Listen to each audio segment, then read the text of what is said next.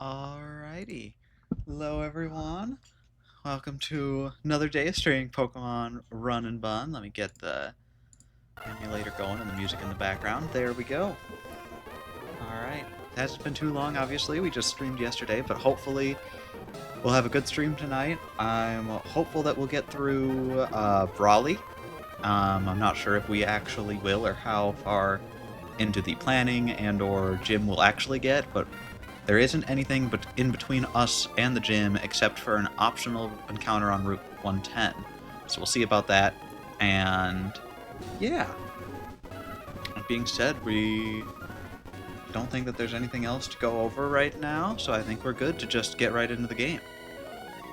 Let me just make sure to actually remember this time to turn on our counter, our timer in the top left there, and then we'll get into it.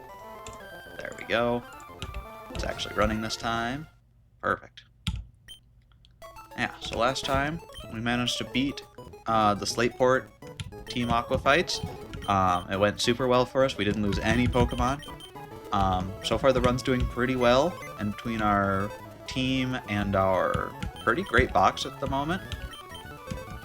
The only person that we've lost so far is Hawks the Fletchling, which we lost at the very first boss fight, but yeah. We've also got a new level cap, which is going to be pretty great, level 21 at the moment, and a couple of extra things to do. That being said, I think first things first, I think we're just going to start... First things that we're going to do, I guess, would be double-checking how we can do against our Route 110 encounter, which is currently being blocked right here. And I'm just going to calc that out for a minute while we wait for people to arrive. Shouldn't be too difficult, especially because we've got... Like, it's very hard to beat her before Camper Gavi here, to beat them before the Slateport encounter, but afterwards with the extra 3 levels on every, or 4 levels on every Pokemon and some new moves, we should be pretty easy. That being said, I remember I'd taken a little bit of a look at it.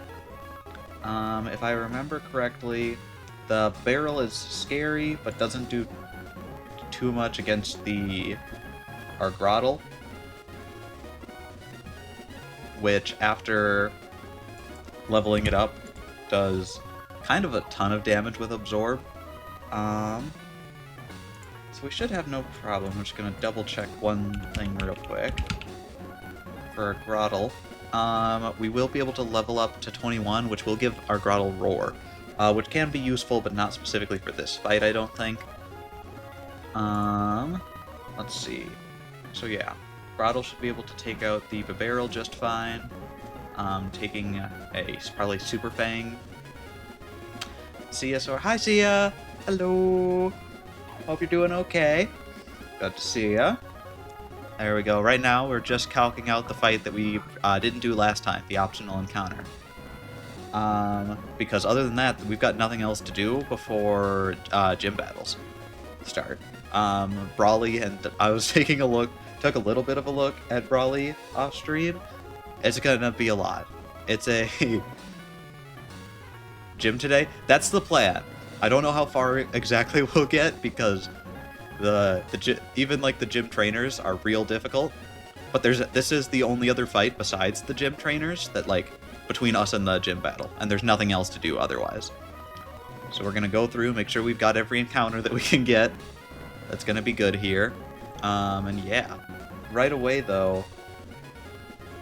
I wasn't seeing anything super useful.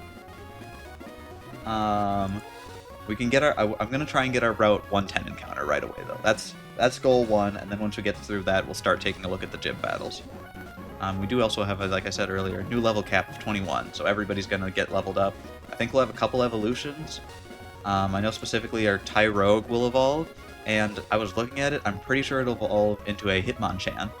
And I believe, I'm not sure exactly how this works, but I believe because we got the worst ability for Tyrogue to have, we didn't get Guts, we got Steadfast, that we will be getting the best ability for Hitmonchan to have, which is the one that boosts punching moves.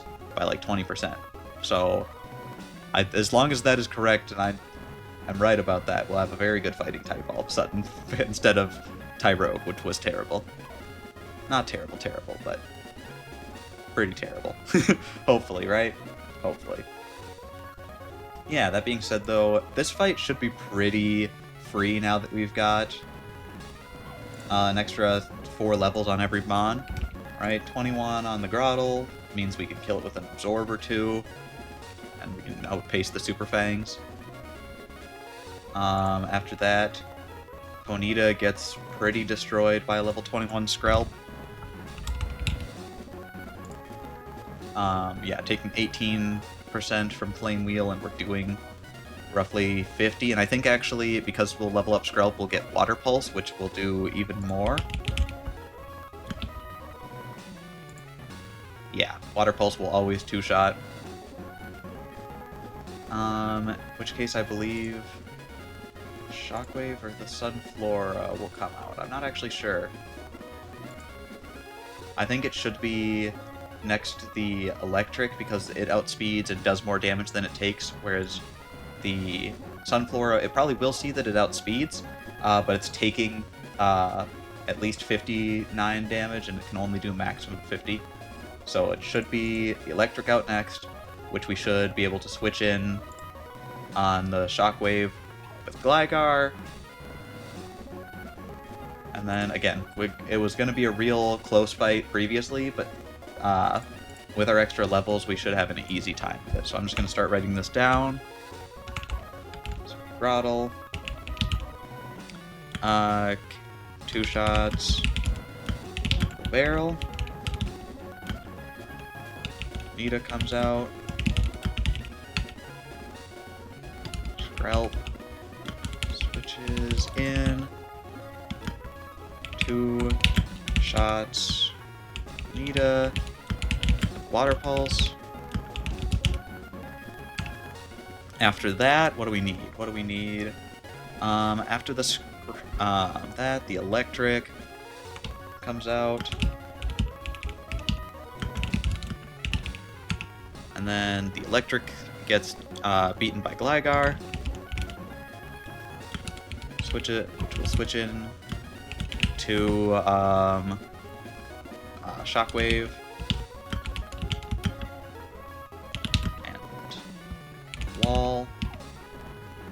Afterwards, what's going to come out after the Electric? We should have the first 3 Pokemon dead, no problem. Originally, our biggest problem was going to be this Sunflora, especially because we don't have our good Grass type, or our good Fire type in Fletchling and Fletchinder. But we should be able to take it out with a Pidgeot, which is going to learn Air Slash, which will always 2-shot. And we don't get 2-shot. We get a maximum of like 4-shot or 3-shot. Yeah. So we get 3 shots, so we should be able to outspeed and kill it in 2. We are in a little bit of a range for double crit, but it would have to be a double crit for us to actually die to this thing as our Pidgeot. And then the Dustox comes out, and similarly, it will get 2-shot, but we're not going to have a good time.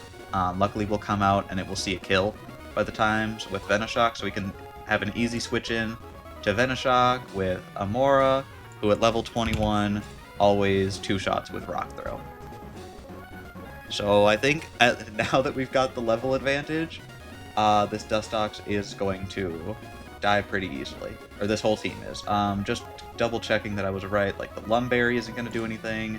The Citrus Berry will do something. Let's see, how much is that going to matter? From the Electric. The Citrus Berry is going to matter because it's going to be Mega Draining and Feint Attack, so we'll probably have to have a secondary thing to kill the Electric. Let's see. Right now we are using Grottle, Pidgeot, Gligar. Can we switch in Kadabra? Kadabra can switch in pretty well into a Mega Drain.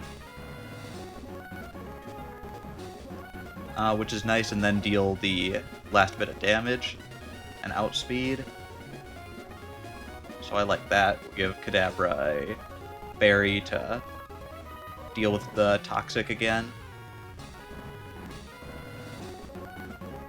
And then I think that's our team. 1, 2, 3, 4, 5, 6. Yeah. So let's get that whole team settled. Super Fang considered already, right? Yeah. The Super Fang is not something we're worried about. Like, it'll do 50%, but after that, it's just... We'll be taking damage for sure, but we've got the 2 Pokemon already to deal with it. But yeah, we should be fine. Because after, like, at level 21 with the black glasses, we're doing 35, we take 50, we're doing... Because we're going to be switching in not to a Super Fang, but to something else, because it'll be trying to kill with Shockwave. So we'll get a free switch, and then we Feint Attack Super Fang, Feint Attack, take a Mega Drain or Toxic, I assume Toxic. I'd prefer Toxic.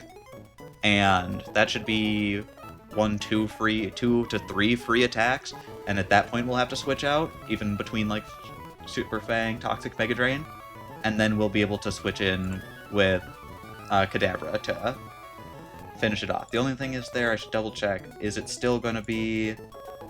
Yes, it'll still be the Sunflora out next, because Sunflora is the better switch into Kadabra. So yep, we're all good there.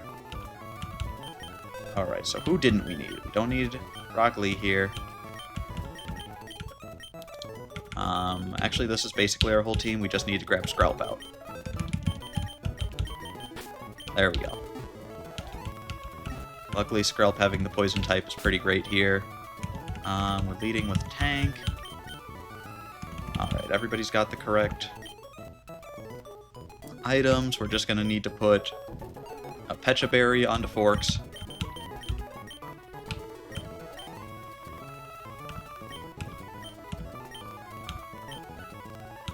There we go, and Mitz should probably just be holding an Oranberry. There we go. And then we have to level everybody up to 21. At least everybody on this team. At this point, I am going to try and avoid leveling up everybody up as much as possible. Just because having, like, to be able to bait out certain moves. So everybody in the box is staying low-leveled. But... Oh, okay. This was what we were... Roar. Roar can be very, very good. Right? Switching out... let me double check how Roar works. Is it random Pokemon, or is Roar the next Pokemon in the party? If it's random Pokemon, that's much worse.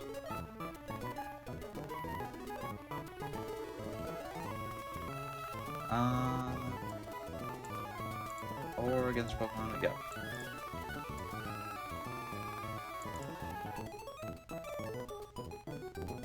Always fail if under Gen 2. I think it's always random fair. Unless we're gonna hit a target. Did it ever get changes?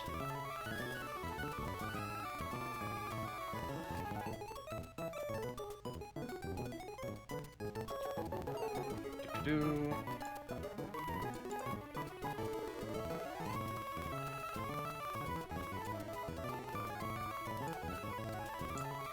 Okay, do-do-do. I don't know if Roar seems very good. Does not apply to trainer battles, however, trainer Roar will always fail if use has made its move. Yeah, but then it... So yeah, it always works in battle. Users, yeah.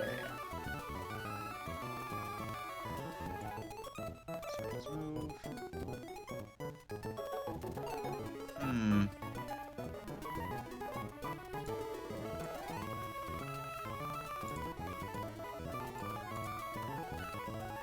Alright.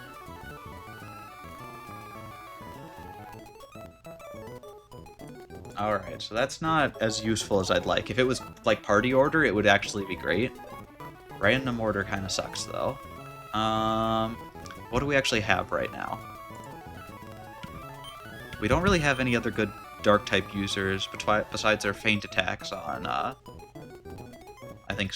Who had the Feint attacks again? Was it Gligar and Skrelp? which is fine. Bite attack is pretty good, though, just in general. Razor Leaf is very good, at least for what we have right now. It'll be replaced at some point, but that's fine. Absorb is very good, just for healing. Sand Tomb is our only ground-type move at the moment.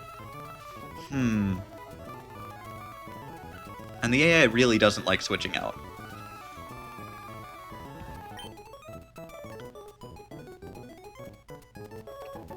Mix the foe fleet and the battle? Sure. Sure.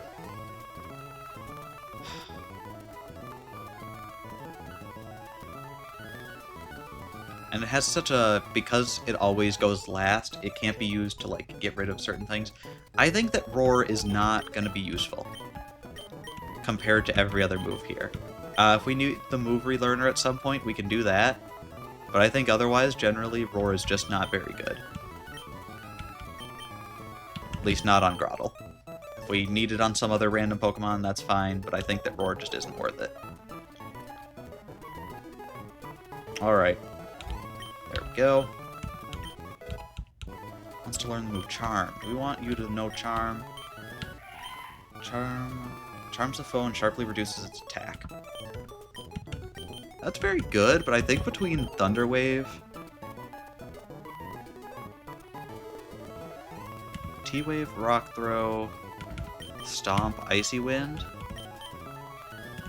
Charm is again another one that I'm not sure like what I'd get rid of.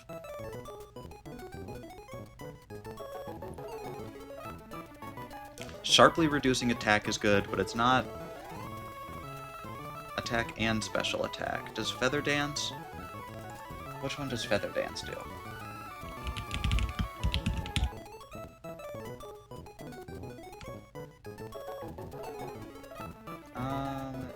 Okay, yeah, Feather Dance also does attack, so I think we don't need Charm. Especially on a slower Mon. I don't think it's as good. Yeah, I don't think Charm is good on a slow Mon. Especially because we've got Feather Dance, and it also deals with attack. I'd much rather run Paralyze. I know in this specific ROM hack, Paralysis does do 75% speed reduction, so it's the old, really good Paralysis, too. Even if it is 90% accurate. Wants to learn Ancient Power. Now that's a move that we might be switching out for. Is that just better than Rock Throw? Oh, it might be. What's our attack versus special attack? Special attack is higher. On this thing. Our special attack should be higher, but we've got 0 special attack IVs, but eventually it will be just higher in general. And they're equal, so yeah, we definitely take Ancient Power over Rock Throw. Every time, right? Yeah, Ancient Power can Omni Boost. And just win us a fight out of nowhere. Easy trade. There we go. Riz up, learn Aerial Ace? That's actually pretty good. What do we want to get rid of? Sand Attack. Sand Attack's bad. Otherwise, we've got great coverage on this thing. Struggle Bug, Feint Attack, Sand Attack, Quick Attack. Yeah, Sand Attack is just not good. Reducing accuracy by 1 stage? Nope. There we go. Perfect. Let's get Forks up. Forks learn Disable, nice. Can be very good. Next, now we just need something with Encore. If we can teach Forks Encore somehow, then we can have Encore Disable. That'd be fun. I don't think we can do that probably in this game, but it would be cool. Ace should learn Air Slash, yep. And I think we get rid of Tackle, because Tackle just is real bad. Like, I know Air Cutter...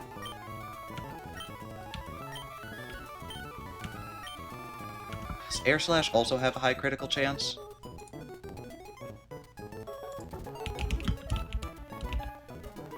I don't remember.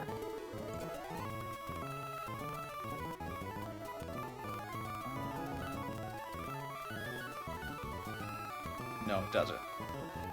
But it can hit multiple opponents. But I just don't think that tackle is good. Like, I can't imagine a moment where we need to use a normal type move on Pidgeot. Specifically tackle. Once we get a better normal type move, we'll trade one of them out. But I think that tackle just is real bad. Like, we'd just rather have the flinch chance and a, like, last-ditch critical hit ratio chance.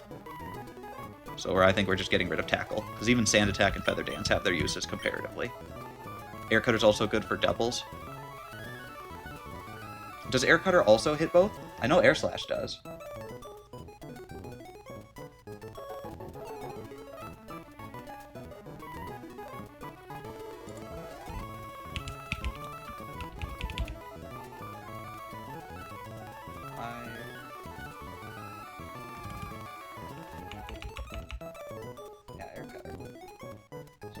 Yeah, Air Cutter also hits both.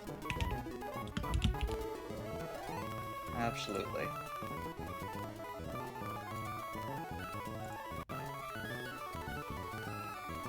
Or is that... It can hit anybody.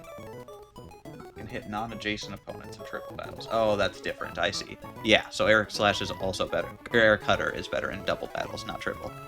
There we go. So yeah, Tackle's definitely the out one here. And last but not least, Mitz will come in and should learn Water Pulse. There we go. Alright, do we want to get rid of anything other than Water Gun? Water Gun is 100... Yeah, no. Water Pulse is just better than Water Gun. Every time.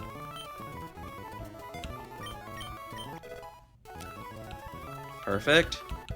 The story I was fighting against a horde of dragons with my bare paws. There we go. Hi, Mixie. How are you doing? Alright, let's get healed up and get ready.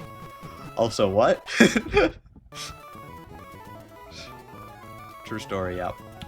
It's just, that's, the way that you said it just reminded me of those old, like the Tow Mater Cars shorts. It's just like, don't you remember, McQueen? You was there. I'm just cuts. Oh, I'd forgotten about that. I don't know why I just brought that memory back viscerally. Alright. We should have an easy time of this whole fight. I'm excited. I think we should have our Pokemon in order so we remember when to use each of them. Now they're in the correct order, actually. So perfect. We're ready. I believe in us. Let's get our Route 110 encounter. And make sure you came at the perfect time to actually get to see the fun part of this game. Getting to see us fight. Bit tippy with some friends playing Magic? Absolutely. I love Magic. Magic's great. But I can get that for sure. Beer and pretzels. Perhaps without the pretzels. Depends on the day. Alright. That being said, let's do this. Every battle in this game is stressful. Alright, Babarrel should get destroyed by an Absorb into a Razor Leaf. Got the funny Deadpool magic deck? Oh my gosh, how dare you. How could you do this? There we go, Oranberry and Absorb. How much do we do? Not 50%. Okay, so we have to go for Razor Leaf then. Which we probably should anyways, but there we go.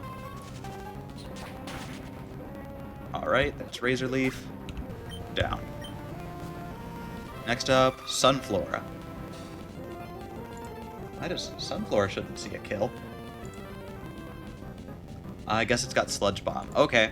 A little out of order, but we know what it's going to use. So it's going to try and Sludge Bomb.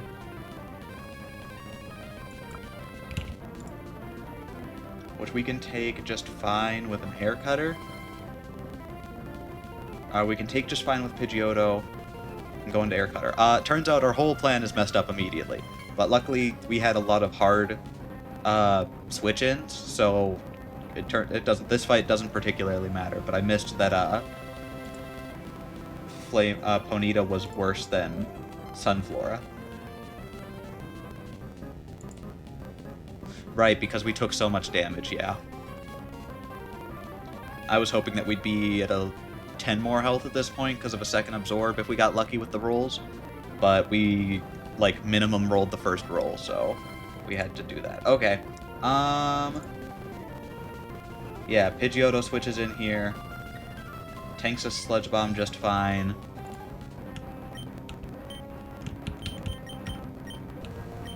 And then can start Air Slash. And we can have a chance of flinch. Flinch, please. Dang, didn't flinch. Leech Seed, that's unfortunate, but it's fine. And now we outspeed and Air Slash again. There we go. Easy peasy. Now we've got Electric. Perfect. Electric shouldn't see a kill with anything but its main move. Yeah, Mega Drain shouldn't. Toxic shouldn't. It sees a kill with Shockwave.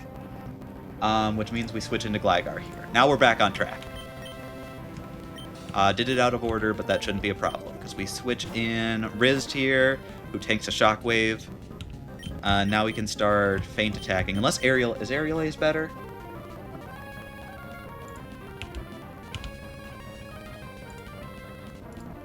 Aerial Ace is not better. I didn't think so. Alright, so we just start feint attacking. Super Fang, that's what we expect. Even a crit Mega Drain should kill us here. There's the Citrus Berry. Super Fang. So it goes for Super Fang again. Okay, now we're at 15. Mega Drain never kills here unless it crits. Alright. How much is this thing at? We got it below, just barely below 50, and then it's Citrus Berry, which should be 20 health, I believe? Or, no, what is Citrus? Is it a quarter HP back? I think that's what it is, right? Yeah. So it should be at around, assuming 40 plus 25, 75%-ish? It looks a little lower than that, so we'll say 75. What can deal with a 75 HP Electric? If I remember correctly, what was our plan? Our plan was to take it out with Kadabra. Because we can tank a Mega Drain just fine. But I think it's going to Toxic here, because it doesn't see... Okay, now I have to bring up the AI document, because the maximum roll of Mega Drain doesn't see a kill. It could crit kill, but Mega Drain shouldn't see a kill. So what's the chance that it goes for Toxic instead? Let's see. Where's the AI document? Alright.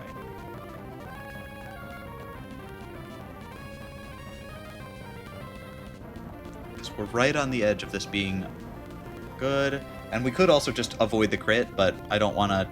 The more times that we risk getting crit in the game, eventually there will be a crit when it matters. Right, I know it's only a 1/16th chance, but if we end up having to risk a crit 16 times, one of those times we're going to lose. Just statistically, so, you know, as few times as we can have that. That being said, Toxic.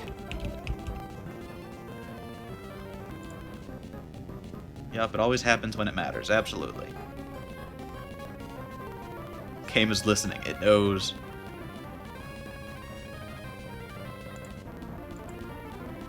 Alright, 1 second. Thousands of years ago, before the dawn of fun we knew, Sir Mixing Moons, tiny, but tiny like rabbit making crude and pointless toys out of carrots, absolutely.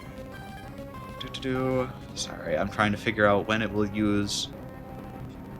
When is it gonna use, like, smog or poison, toxic or poison?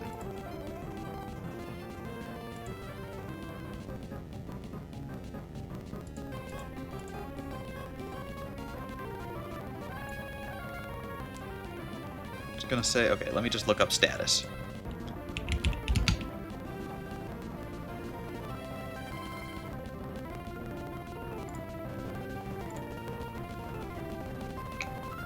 I will not use either of these if the partner is using, or their partner is using a status move. When does a partner use a status move?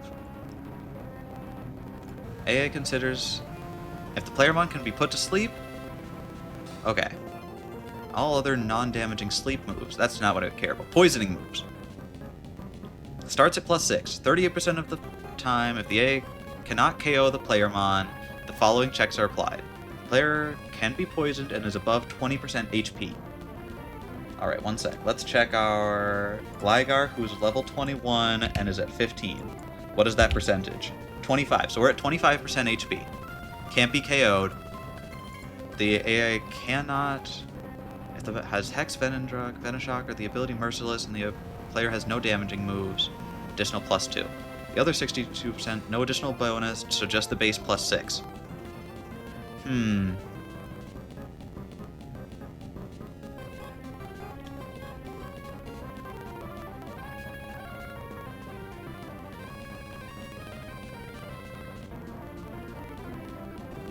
Will-O-Wisp, Thunder Wave stuns 4, Glare, Nuzzle. Yeah.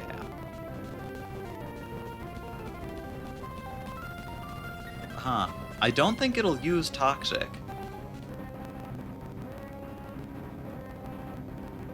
I don't think so, at least. Nothing I'm seeing here will make it use Toxic, no. Alright, so I'm 90% sure it's not going to use Toxic here. Because of that, I think that there's a very low chance that it uses Toxic, but I don't think it will, so I think we have to switch to a different Pokemon now, which isn't great. Actually, I think... But I just don't think we survive anyways. Like, switching to another Pokemon, I think we lose a Pokemon. So I think we have to just use Feint Attack here to get the last bit of damage in so that Kadabra can come in and one-shot. Because it should go... I'm pretty sure it's going to go for Toxic here. And if it goes for Mega Drain, that's fine. We just need no crit. Perfect. Alright, all of that for an easy one. Now it's definitely going for Mega Drain. There we go, and we outspeed and kill. We didn't kill even a little bit. I'm not sure about that. I guess if we minimum rolled there... What was the minimum roll? 40? I guess that was 40% there. It just didn't look as... Looks like it should have done more. Alright.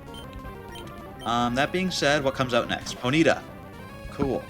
What is Ponyta gonna do to our guy with 19 HP?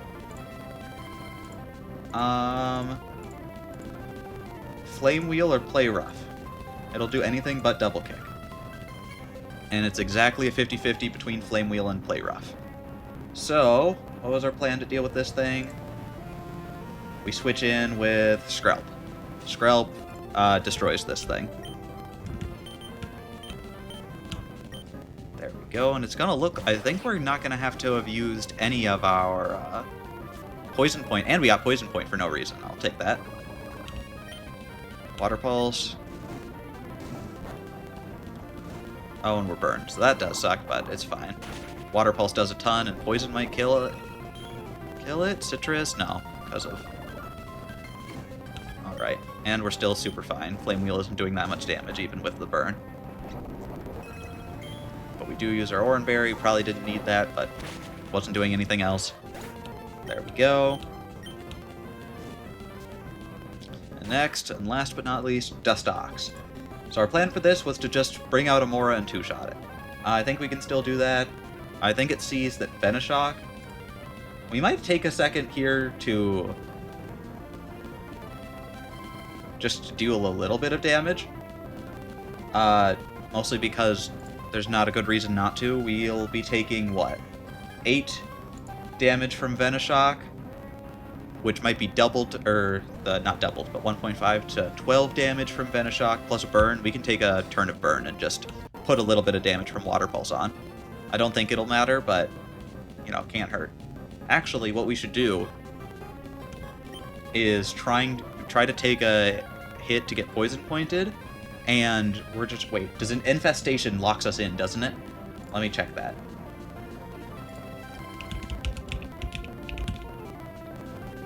I always feel like Infestation shouldn't. In addition to when it's used, it also traps the target. Yep. Okay, so yeah, no, we switch out here.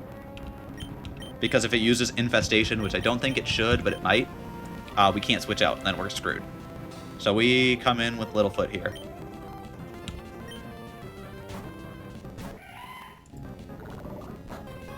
Yeah, okay, yeah, I didn't think it would use Infestation, but I was just in case.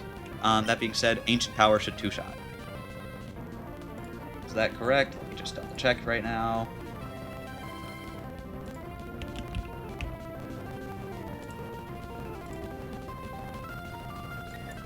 Oh, I was real worried for a second that I had miscalculated. No, I forgot to level up. Littlefoot in the calculator.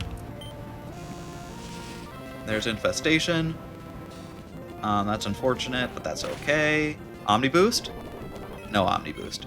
Black Sludge, that's not going to matter. Toxic, perfect. None of that's going to matter. There we go. Easy fight. Kinda.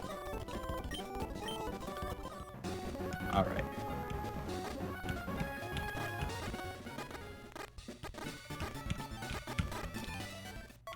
Alright. I've also just noticed that the timer is completely wrong. I forgot to update it when we from last stream, so it started where we started last stream. So after the stream, I'm gonna have to do the math to fix it for next stream, but I'm just gonna leave it for now. Whoops.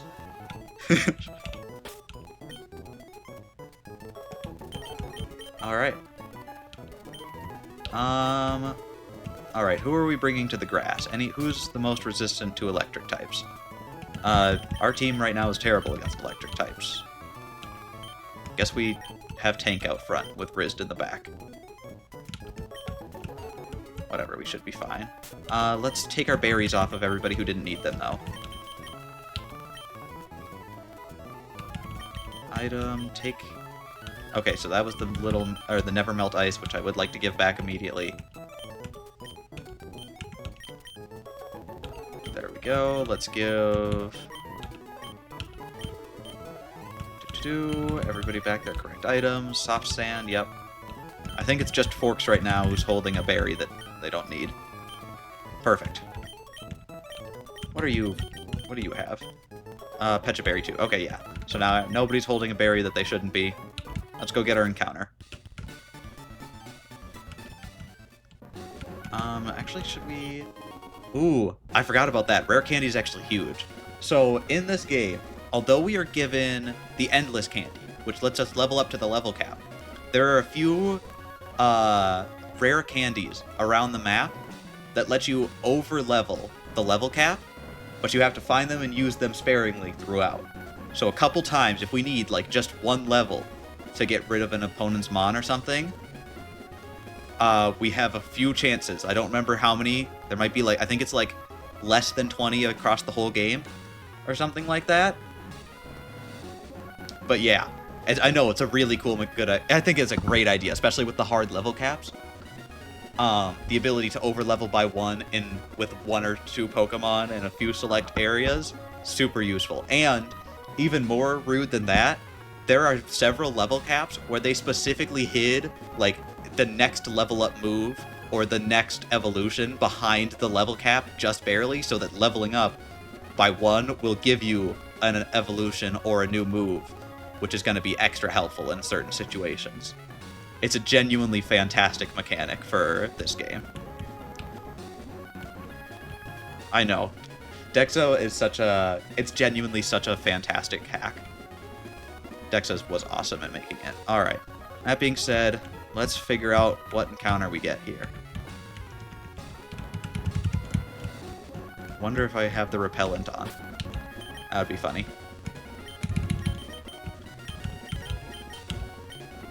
Okay, yeah, it was on. I was like, wait a second, we're not getting any encounters. Perfect. What do we get? Mareep! I'm actually pretty excited about that. I like Ampharos. Okay, Tank's out against an Ampharos.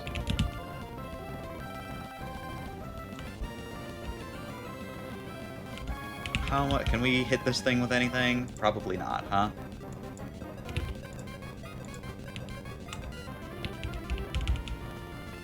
What is this, level 12 Mareep? Okay, yeah, we super kill it with literally every move. Okay, just Pokeballs.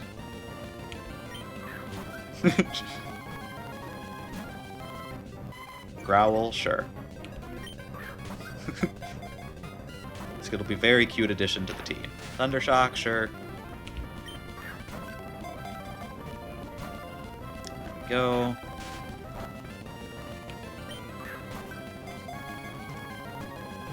There we go. Great addition to the team. Nickname. What are we going to name this thing? Feels like an electric sheep should have an easy time of nicknames. Ampharos is also great. And if we get megas in this game, I should double check what megas we can get in this game. Because I know it's not all of them, but I think it's most of them. I think it's just like not the really great megas that you're not allowed to use. But I think it's pretty few. That being said, what is a good name for our Mareep? My previous Mareeps, Lambert and Goatfree. That's pretty great. I think Goatfree, I think that because there are goats in this one, we're not going to go for Goatfree, but Lambert is pretty great.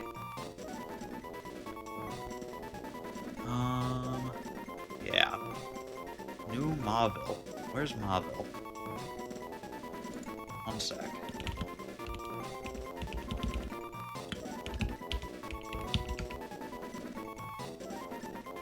Okay, when we get to Watson, it looks like we'll have access to Ampharosite. That's crazy.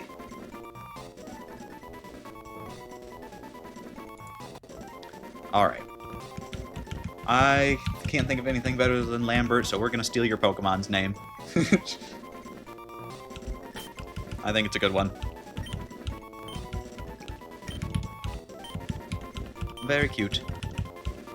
Alright, Lambert, welcome to the team. He got rebooted, absolutely. Alright. I should put that just for while I'm thinking about it. Put that we got our... What is this, Route 110? Yeah.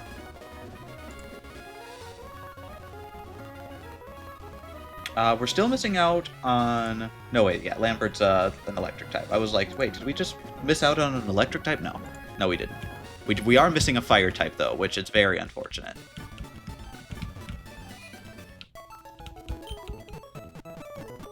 Alright. And let's actually head back to Dewford, and... Let's see, I don't think there's anything else to do here. I'm gonna talk to that other person, though. Oop, that's not where I meant to go. Got rebooted. Too much water, absolutely.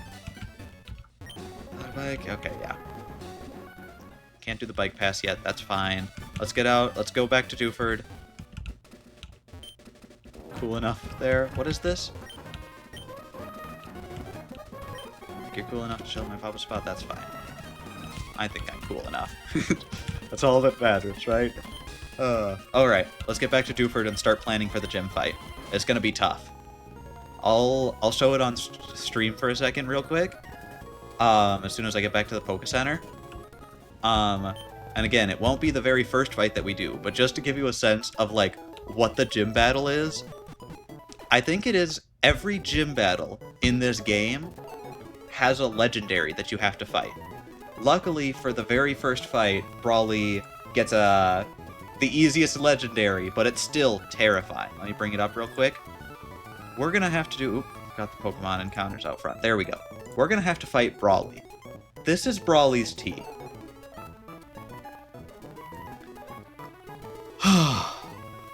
So, just to go through this real quick. We've got a legendary out front, holding a Nyapapa Berry, level 20. It's got Mega Punch, Brick Break, Zen Headbutt, Sucker Punch, Inner Focus, so it can't be intimidated or Fake Out, I think. I think that they made sure that that's how that works in this one. I'll have to double check, but I think we're using the Gen 8 Inner Focus. I'll have to check when Inner Focus changed, because I know that Inner Focus now does works against Fake Out, but it might not have then. Or no, it used to not work. Inner Focus prevents flinching. I think that at some point it also started working against Intimidate. but I don't remember which way is which. That being said, we've got Kung Fu. This Lopunny, which comes out after something dies, hits us with a double power boosted Retaliate, and then uses its eject button to switch back out, and then get a second Retaliate off. This Lopunny is genuinely probably the scariest thing on the team. We have a good answer for Kung Fu, just because Kung Fu's out first, so we don't have to worry about it as much. But the Lopunny coming out is terrifying. Hitmontop, Intimidate, Fake Out, Rock Slide, Brick Break, Mach Punch are all scary. Just really Fake Out Mach Punch even is terrifying. We've got Combuskin and Poliwhirl, which both have good coverage in Grass, Bubble Beam, Ice Beam, Thunder Punch, Incinerate. We also have to be worrying about Workup on the Combuskin and Speed Boost, which is a terrifying combo, along with its Lumberry, so he can't put it to sleep or anything. And then we've got the Shedskin Scraggy with an Eviolite, which is just going to be a pain to get through. This fight is going to take a while. That being said, just as a preview of what we're having to deal with, we don't have to deal with that first, though. Luckily. Luckily, our first couple of fights are going to be on the easier side. So, I think first, we've got Battle Girl Laura, if I remember correctly. Yeah. This fight, luckily, will be much easier. I am going to take a second to update... Well, I'll do that in a minute, actually. I am going to quickly add Mareep to the box, and then we will get going on calcing this fight. Alright, so we just got a Mareep. I should also double check. When does Mareep level or evolve?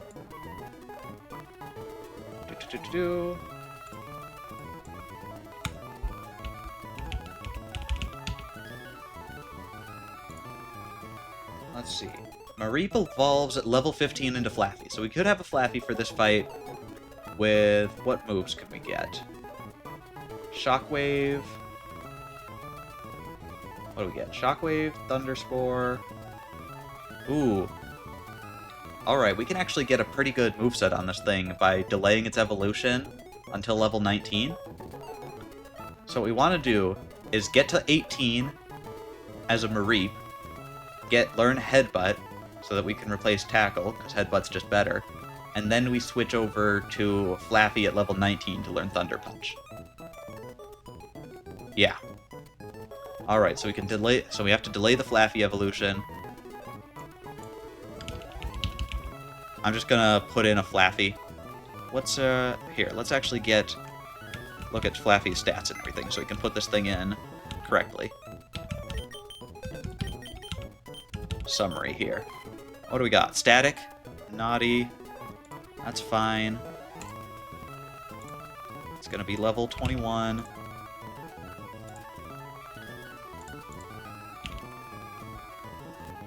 Plus attack, minus special defense. Not fantastic, but not awful. If I remember correctly, yeah, it's a special attacker, so having the physical attack isn't great, but it's not terrible. Let's see. What are its IVs? Ooh! That's genuinely pretty great, though. 10 speed isn't great, but other than that, 15 attack, 26 attack, 30 special defense, even on the minus, that's all pretty great. Alright, 19 HP, 26 attack, 10 defense, 15 special attack, 30, 10. Alright, moves. What moves is this thing gonna have? What do we have right now? Growl, Cotton Spore, Thunderwave, Thundershock. Thundershock is 40. Thunderwave we're keeping. I think Thunderwave always hits as long as has 100% accuracy as long as it's used by an electric type in this game, which is nice. Yeah, it's just pure electric type. Growl is probably not going to be useful. Spores. Spore could be useful. Speed control, even on one Pokemon, can be very useful. It would be nice to have it on a little bit of a tankier Pokemon, but I can't complain too much. Alright. That being said, what are its moves going to be? we're going to have Thunder Wave. Let's see. We're going to have Headbutt. We're going to have Cotton Spore. We're going to have Thunder Punch. Let's see, is T-Wave better? Is there anything else? What was the other move that we could get in there? We get Headbutt, we get Shockwave, Thunder Punch early, yeah. Thunder Punch, Shockwave, Cotton Spore. No, we're gonna get rid of Shockwave or Thunder Wave and keep Cotton Spore, yeah. Alright, I like this moveset. So we've got that. Let's get import just the Flaffy to our box. There we go. Pretty great. That's assuming we level it up, which we will. Let's go, absolutely. Alright, so now we've got that done. Let's start dealing with this fight. The other thing I should do is switch Rock Lee to a Hitmonchan. Because that's what it's going to be. But we'll see. We'll start doing this fight. If we need it, we can always do that in just a second. That being said, I don't think this fight should be particularly difficult. Mostly because we have kind of the best encounter in the game at the moment. For this upcoming fighting type, a whole bunch of fighting types. We've got a fast Kadabra with Confusion. So, I was also looking at this. In exactly one level, Kadabra gets Psybeam. So if we were to use our singular rare candy that we've gotten so far on Kadabra, we go from having Confusion, which is always a range to kill most of these Pokemon, to getting Psybeam. Psybeam is the same as Confusion, but always kills and outspeeds most of these fights. So I'm just going to see how many of these fights Kadabra can win if we level up 1. Yeah, huge. That being said, I'm wondering how useful it'll be. Next up, we've got Farfetch'd, which is fighting. And again, we're so fast that, like, again, like, Confusion won't, Psybeam will. Right? Then we've got the Heracross, which is bug fighting. This is one of the first ones that we definitely don't. Heracross is scary on this next one. Heracross Swarm, which would boost bug-type moves when you're low. And a Lumberry. It's got Rock Smash, Pin Missile. So Kadabra won't be able to win this fight on its own, but it will win this next one. Guts Flame Orb has nothing on. Full Speed Psybeam. Full Speed Psybeam. Focus Sash, though, so this one won't matter. And then Ledian. Once again, this is one that we don't kill. Let's see, Psybeam doesn't gonna kill this Meditite. Why? Because it's got a Koba Berry. And then we won't one-shot this Machoke. That's fine. Ooh, Guts. Guts on this Machoke, but it doesn't have, like, a Flame Orb. That's scary. And then a Girder.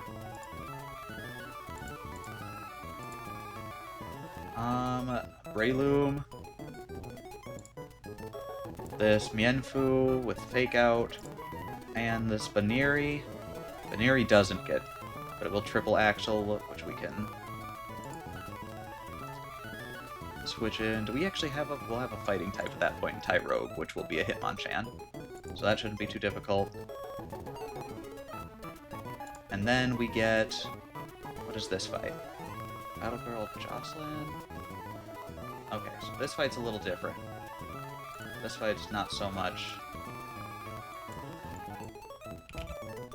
Yep, that's another one where Psybeam's going to be super useful. Oh, it just does so much.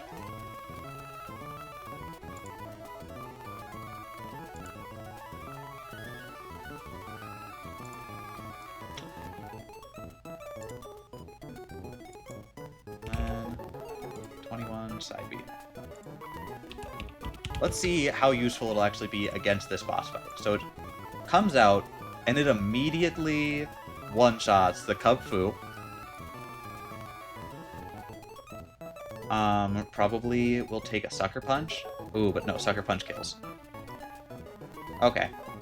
So, it'll actually be 22 if we level up, so... Forgot about that at every time. So it doesn't deal with the Cub Fu, and then we're gonna have to deal with it anyways. Okay, I think the fact that it doesn't deal with the Cub Fu because of that Sucker Punch probably means we're not gonna go for it. But it's something. It was something cool. We'll just actually have to deal with all of these fights individually then. Psybeam. Yeah, because Confusion still does well. It's just not gonna one-shot everything.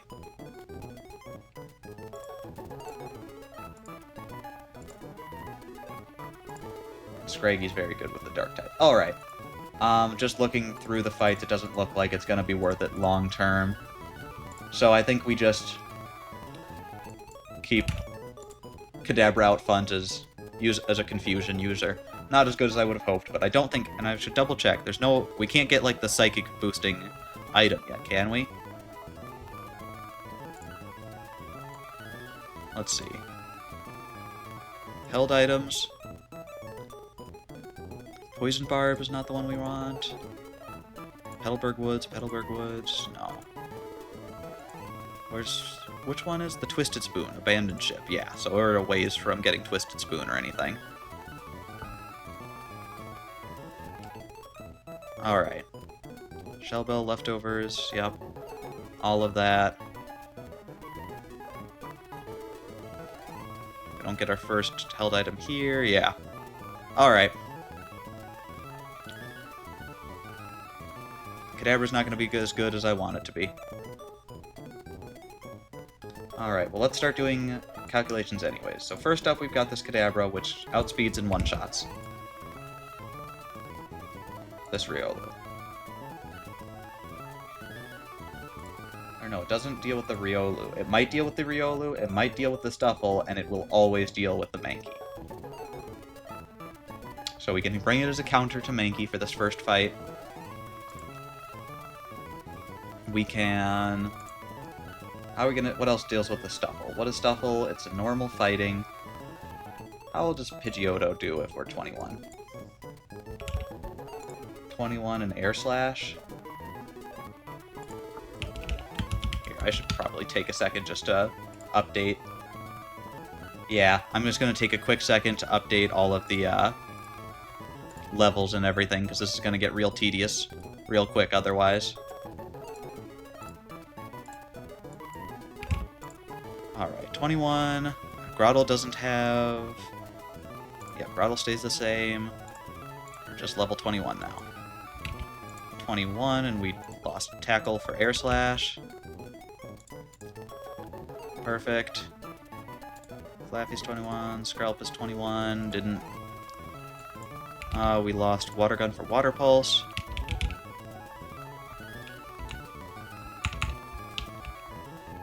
It's perfect. Kadabra doesn't gain anything, but it's level 21. It's got Disable. Krabby we haven't leveled up yet, but that's fine. Okay. Who else?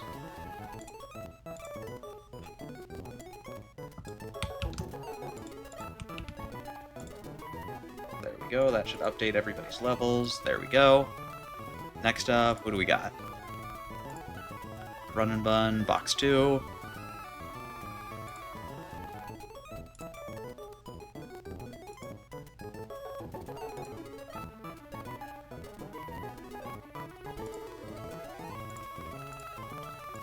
Tyrogue. Here, we're gonna have to fully do Tyrogue, so I'm gonna hold off on that for now. But Amora is level 17 or 21, and we gave up. What did we give up? Rock Throw for Ancient Power. That was good. Got a Glygor at 21. What did we give up? We gave up Sand Attack, and we gained. What did we gain? What move did Gligar get? We got Feint Attack. We've got Struggle Bug. We've got Quick Attack. We've got Aerial Ace. There we go. Horsey and Clauncher are still low-leveled. Alright. I actually like this right now.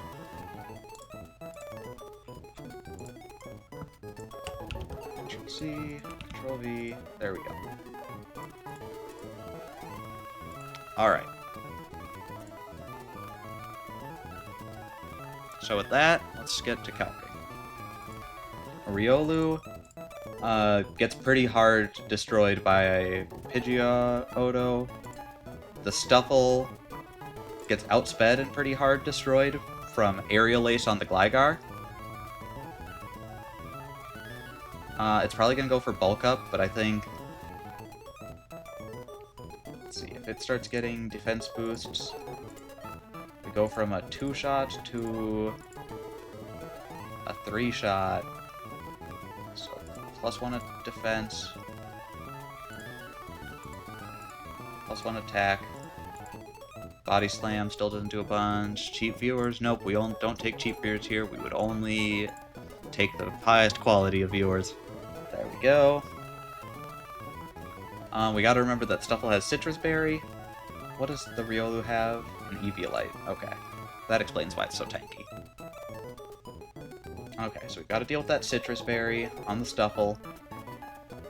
Expensive viewers, please don't ban me, I'm not serious. There we go. Hi, Vitz. Welcome to the stream. You've caught us. We're preparing for the gym battles. There's a lot of them, and the final boss of the gym is this Brawly, who has a legendary and a full team of 6, all of whom have great coverage, really high damaging moves, Lot Bunny that has Retaliate, which will double in power after you kill something, and an eject button so that it can come out, kill something with Retaliate twice, and it's a bit of a battle. Right now we're just working on getting there, though. You did miss. We managed to use Mitz the Skrelp earlier in a fight. That was very pivotal in not losing. So, that worked out well. Let's see. That being said, how does Groddle do into this Stuffle? Razor Leaf, I think is about as bad as the previous one. So I think, yeah, Gligar's just better here. So we're gonna go Gligar against the Stuffle. Even with the bulk ups, our Aerial Aces should be doing enough damage that we can outpace after 3. We should always 3-shot after the Citrus Berry.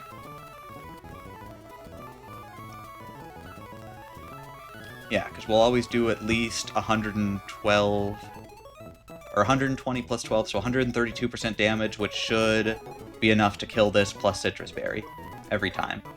We will be slowly doing a little bit, but every time it goes for a bulk up, we get an extra turn of damage, which I think we outpace the bulk ups, and it never... How much would it have to be to, like, start being real scary? Yeah.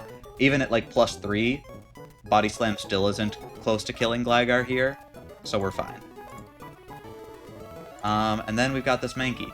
Mankey gets one-shot by Aerial Ace, and we outspeed. So if we have Gligar out against the Stuffle, the Mankey dies. So that's super easy, and if we're, like, way lower than I thought, or we have to switch out at some point, we can always come in with the Kadabra to outspeed Confusion.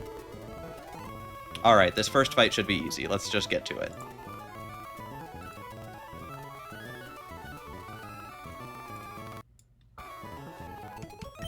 Oh yeah, also you missed, we managed to catch Lambert, the Marie. It's very cute. So who do we want on this team? You are still alive. Mitz is right here, alive and well. You're doing great. You're actually a little bit more helpful now because you got a good water-type move and Water Pulse now, which is super helpful. We just came from a fight where you soloed an enemy Pokemon. I don't remember which one. Which one did you solo? Let me bring it up. That's right. It's right here. You soloed... Oh yeah, you soloed this Ponyta. So, that was easy. Alright. Might one-shot. Always one-shots.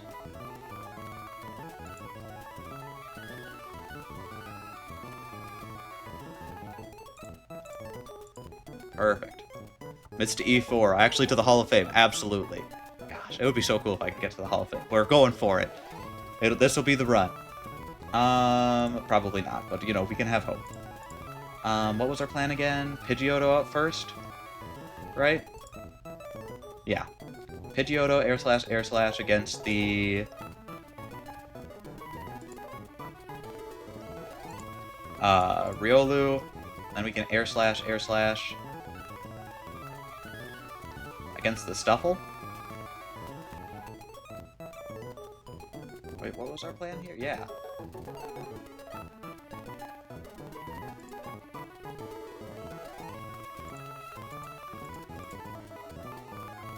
Why? Oh, because we don't get Forco. Oh no, actually we just lead with Pidgeotto here, and Pidgeotto just wins. Also, I think this is about as good of a team as we could hope for this fight. Let's see. Is there anybody who's going to be real bad? I think Amora shouldn't be coming with to any of these fights. Hardly. But I think... Alright, I think we are going to grab... Yeah, Tyrogue, just as a good fighting type. We'll level up Tyrogue right now, actually. And we should, if my calculations were correct, which they probably are. I actually had to go through, like, off stream. Turns out I, like, input almost every Pokemon in the calculator last stream had some error in its, like, IVs or something. I literally had to go through every Pokemon. I think there was, like, 2 Pokemon that had 100% correct stats. Everybody else was just, like, a little bit off. And it was very, very worrying that we won last fight, despite all of our information being slightly incorrect. So we're not going to let that happen. And we're about to get a Hitmonchan. I think. Please be right. Yes! Alright, and now we get to know exactly what the ability is going to be, because we were talking about that earlier.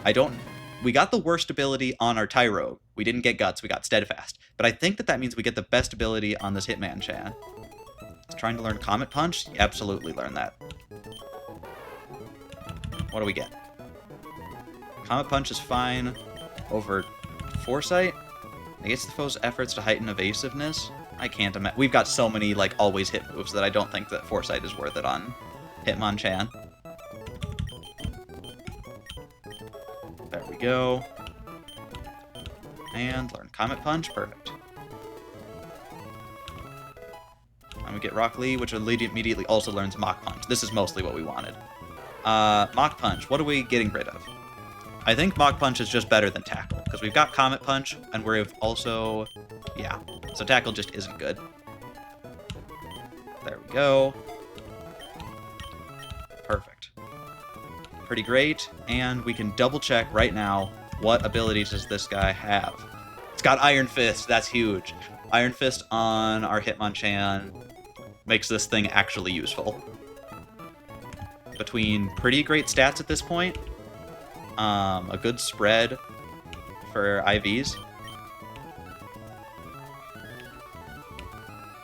Yeah. I think that we're going to be doing just fine.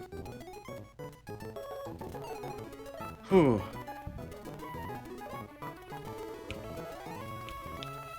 Perfect. Alright, and now I'm going to take just a second to put Rock Lee into the calculator properly. It's going to take just a second. Is there any rule in Pokemon Fight that says you can't use a gun? As long as it's a held item, I think that you're fine. Held items are allowed in competitive play.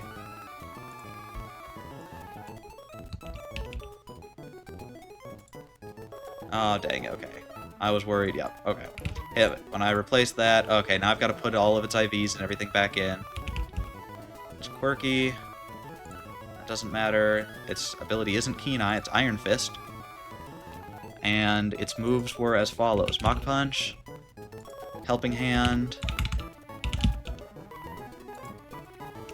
Comet Punch. What was its last one? Fake Out. Honestly, Fake Out into all of those good fighting moves is probably pretty good now. Like, I know it was pretty bad previously, but I think we're good now. Okay, like, and these IVs are pretty good. So let's see. 23, 19. Perfect. 25, 27, 14, 18.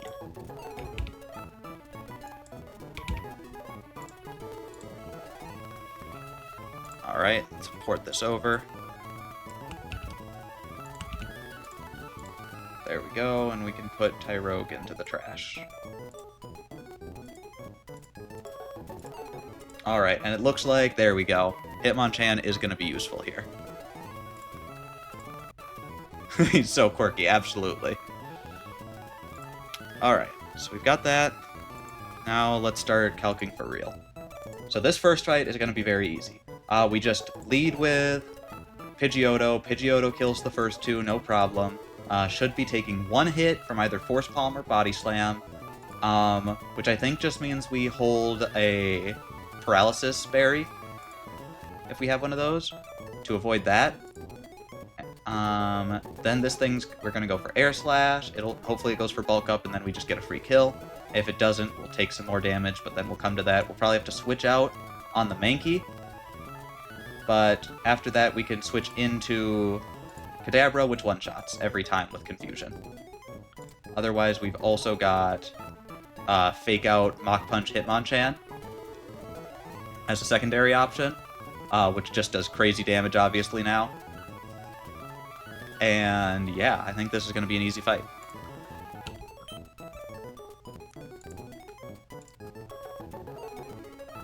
The only thing is, I don't think when I enter the gym, I'm not, like, locked in or anything, am I? I certainly hope not. I remember, I feel like that's a thing, but I don't think that's a thing in this hack. Either way, though, let's give you a berry. Poisoning, cherry berry, perfect. That's the only thing I can see going wrong here.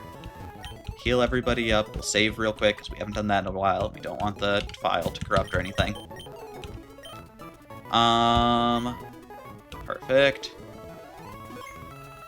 Alright. I don't think that you get locked into gym fights. No, I'm thinking of Ironmon, Kaizo Ironmon.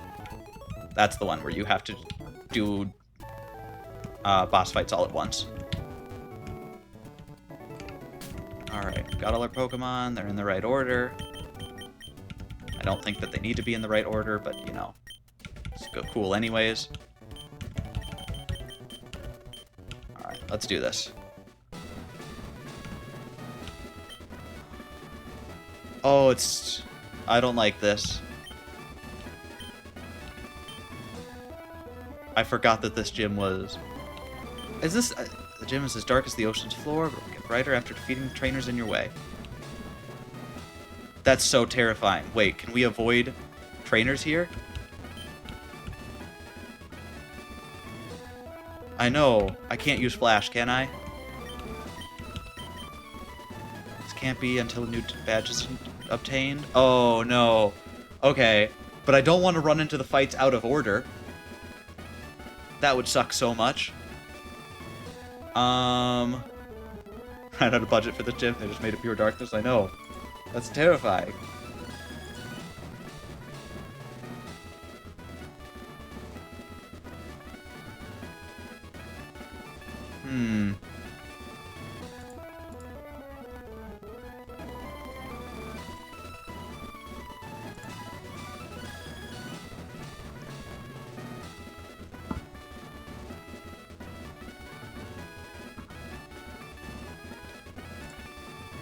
Alright, even if it's one of the first, like, 3 teams, I think that we win against them with our same layout. So I think we're fine here. Seems as your first gym challenge, so I'm responsible for informing you of the rules. 1, the bag is inaccessible during trainer battles. Yeah. Battle style is forced to set. Yep. Consumable held items will not come back after battles. We knew that. That's really the only thing that's bad for is Focus Sash.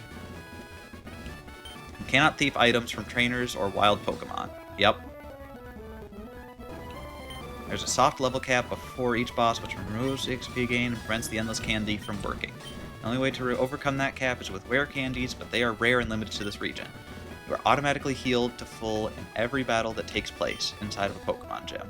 Yep, so you can't do, like, purposefully hurt your Pokemon in gym fights. You have to come with a fully healed team. you ever want to reiterate the rules, tough luck, they don't pay me. Dang. Enough to deal with unattentive trainers that won't make it far. Alright, thanks. Oh, I'm genuinely so terrified.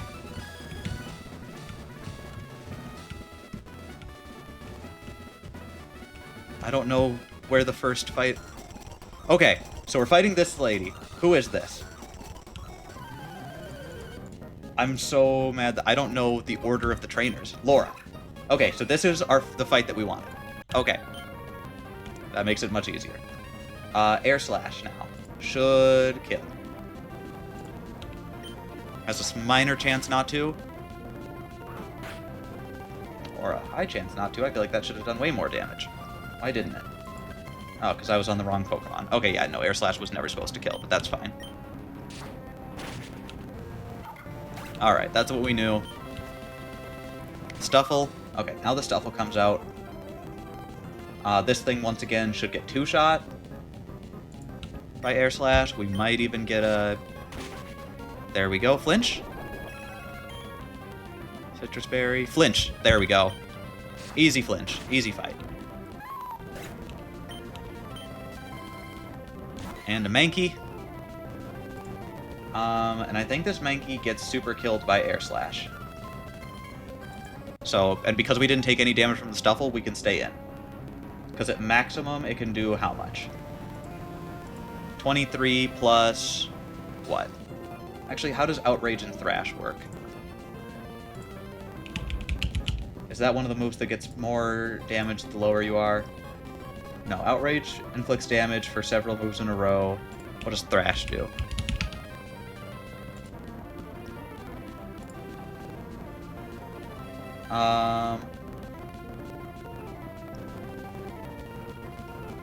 Oh, Thrash and Outrage are basically the same move. Stomping Tantrum? What does that do? Ground type. If on the previous turn the user's last move missed, failed to affect each of its targets, or is prevented from being used, Stomping Tantrum Shower is doubled just from 75 to 150. Alright. Okay, so that means we're fine, and the last one is Smelling Salts. Is that? Which one is that? Sorry, I'm pretty sure that we kill with... Deals damage, its base is double against a paralyzed target. That's okay. We haven't been paralyzed, so we can just Air Slash and we probably just kill it. Yep. Crit for no reason. Nice. Alright, now we leave. That's Battle Girl Laura. I don't know how to do this. Okay, so they're... Oh, right, I remember this. Our vision increases just a little bit after each fight.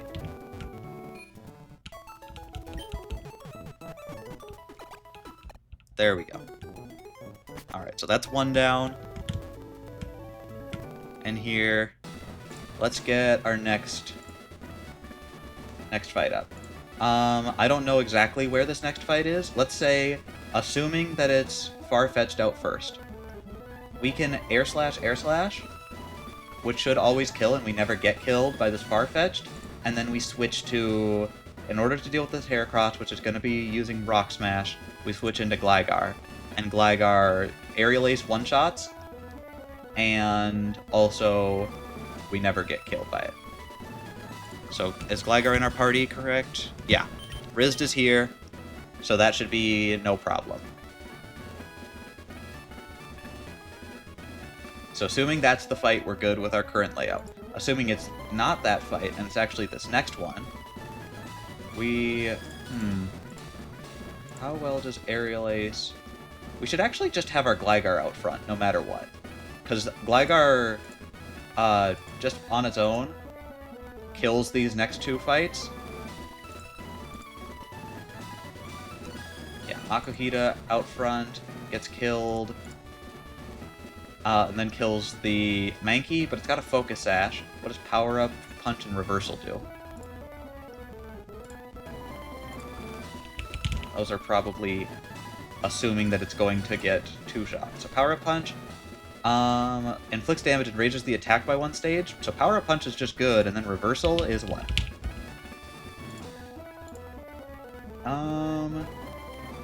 Okay, yeah. So it does more power, the lower HP. So assuming this thing gets to 1 HP, Reversal's not doing much. And we outspeed, so Gligar kills that. And then Aerial Ace. And then we're probably are going to have to switch out to deal with this Ledian. But I think the Ledian gets dealt with by Fake Out, Comet Punch,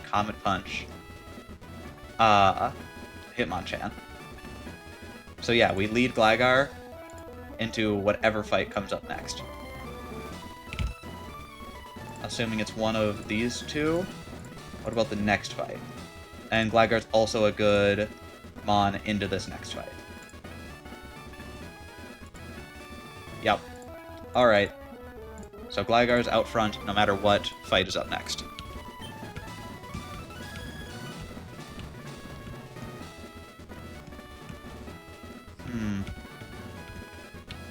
Really have no idea the layout of this place. Alright, who are you? This should be Sailor Brendan. Perfect. This means we're going in the right order and that Gligar Super wins this fight. I forgot to switch out. Whoops. That's fine. Air slash... Yeah, we just have to take extra hit here.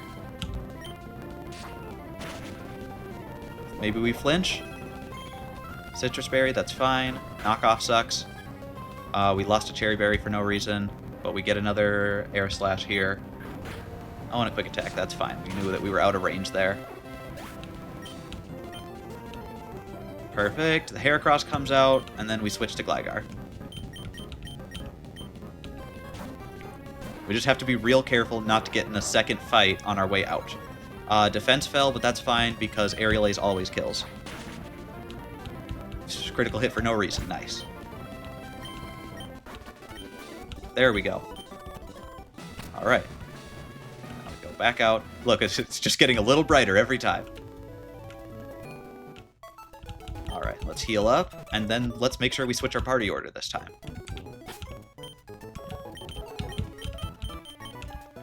Sweet. Alright, let's go back in. We know that Gligar is great into the next two fights as well.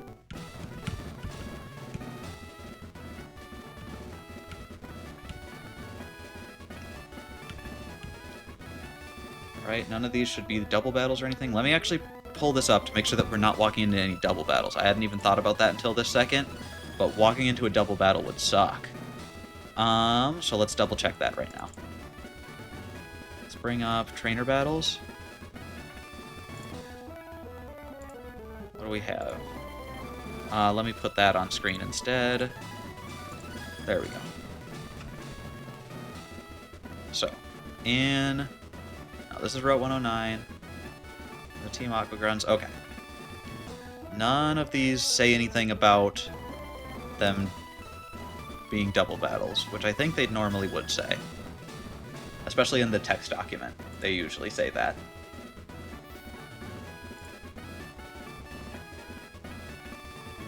Yep, and there's nothing in the text document, so let's just assume that we're fine. Go in with Gligar to our next fight. The next fight is going to be what?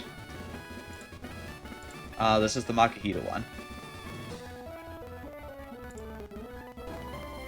Aerial Ace kills the Makihita. Should always kill the Mankey, but it won't just barely, so it'll use Reversal or Power Punch. And then we'll have this Ledian to deal with, which will bring out Hitmonchan for. Actually, we should go... get our Flaffian for this fight, just in case. Who wasn't good in this fight? Just in case we accidentally run into it. I think that Grottle was surprisingly unuseful in these next couple of fights. Although actually, I think that unfortunately Mitz is not going to be useful in hardly any of these fights. Just because... Actually, it's good against the Makihita, but we don't need it against the Makihita. I know. The problem is that you're just taking... Actually, you'd be very good into... The problem is that every thing that you're good against in the fighting type gym, something else is better against. Which is really throwing a wrench in us being able to use Mitz. I know you're trying your best. Eventually, to be fair, Skrelp gets a late evolution. Once we get a Dragalgate, that's going to be awesome for a minute. Having a Dragon Poison type, I think there's only 2 of those, like, in the whole game. And that's going to be great. Until then, though, unfortunately, at least not even until then, there will be uses, they're just not going to be in Brawly's gym, unfortunately. Although I say that, yeah. Alright. So unfortunately, we're going to have to leave... Look, we're just leaving you behind to keep you safe. It's going to be great. And we're bringing out our Mareep. And leveling up Mareep. And, okay, we've got to remember our plan. We need this thing to get to level 18 before letting it evolve.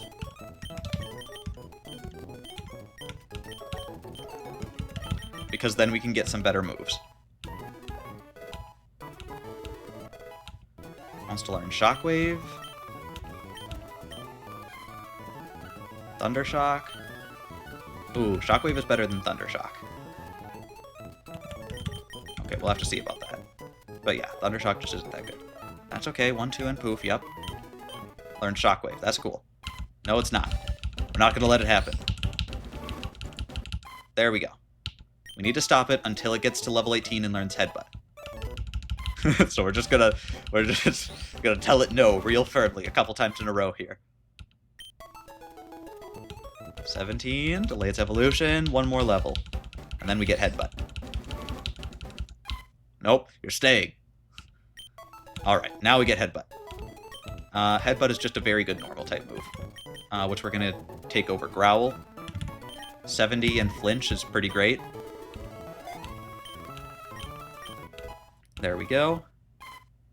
Lambridge is evolving. Now we let it. Just imagine how much stopping an evolution hurts. It barely started. I think we just tell it no. Hopefully. This is a humane... we're humane Pokemon trainers. Alright, now we've got a Flaffy. Now we should, before leveling it up further, we're gonna do a quick check of it.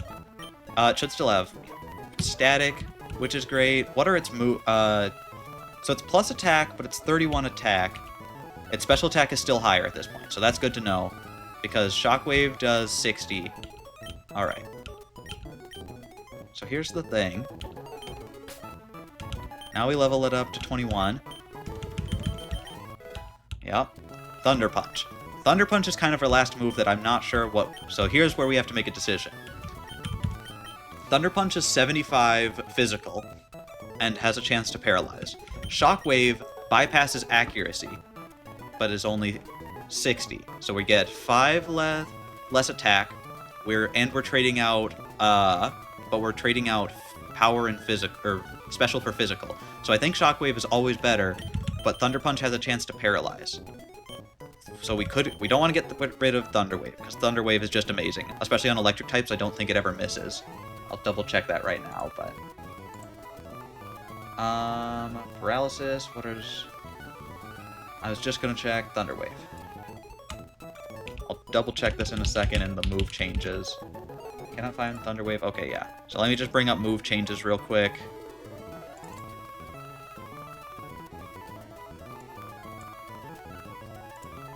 There were kind of a lot of random move changes.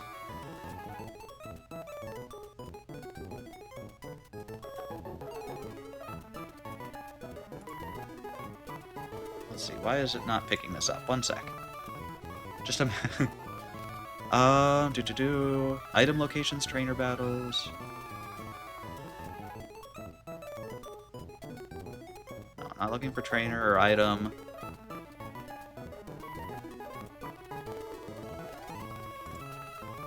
Not sure why it's not letting me put it on screen, but that's fine. Oh wait. What was I looking for? Thunder. T-Wave? I'm not seeing T-Wave.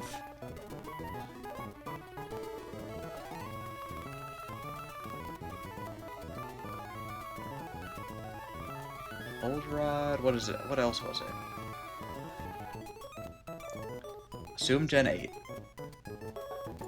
Or does T-Wave just always hit if it's used by an electric? There's Thunder. Is that just not changed?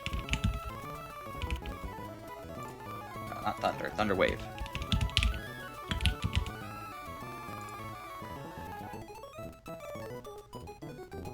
Thunderwave has 100, so... Thunderwave's accuracy was lowered to 90. Thunderwave can no longer paralyze electric due to them being immune to paralysis. Thunderwave's accuracy was lowered to 90. That's fine.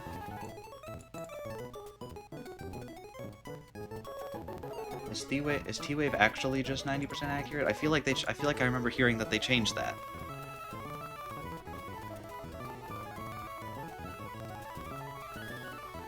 Thunderwave. Oh, okay, here it is. I found it. Yeah, Thunderwave. Electric types cannot miss when using it. Okay. So yeah, we're definitely keeping T-Wave on then.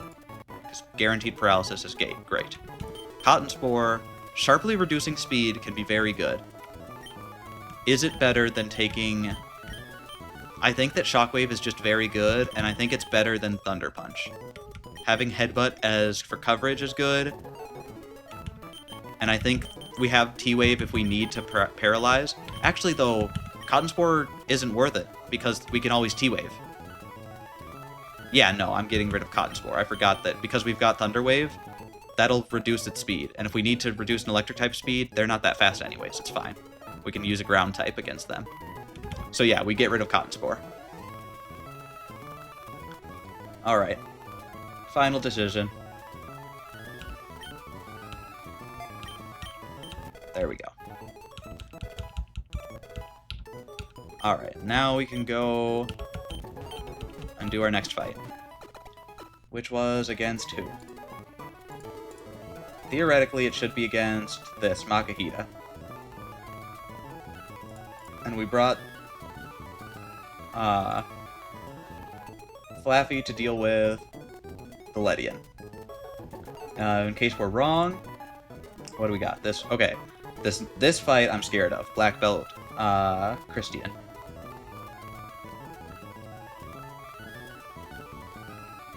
I wonder if that was, they named it like that because they ran out of characters, or if that's how they wanted to name it. So yeah, Gligar doesn't do as well against this. But we got Fake Out, Detect. I think that Gligar does just fine against this Meta-type. Then we've got this Machoke to deal with. It's got Bulk Up, Facade, Vital Throw, which are all scary.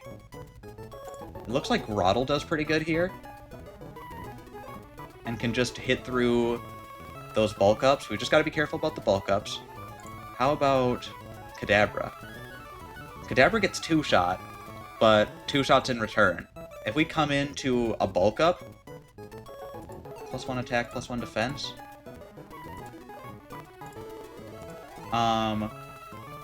We can then take a Facade and we can Confusion, and then we can Confusion.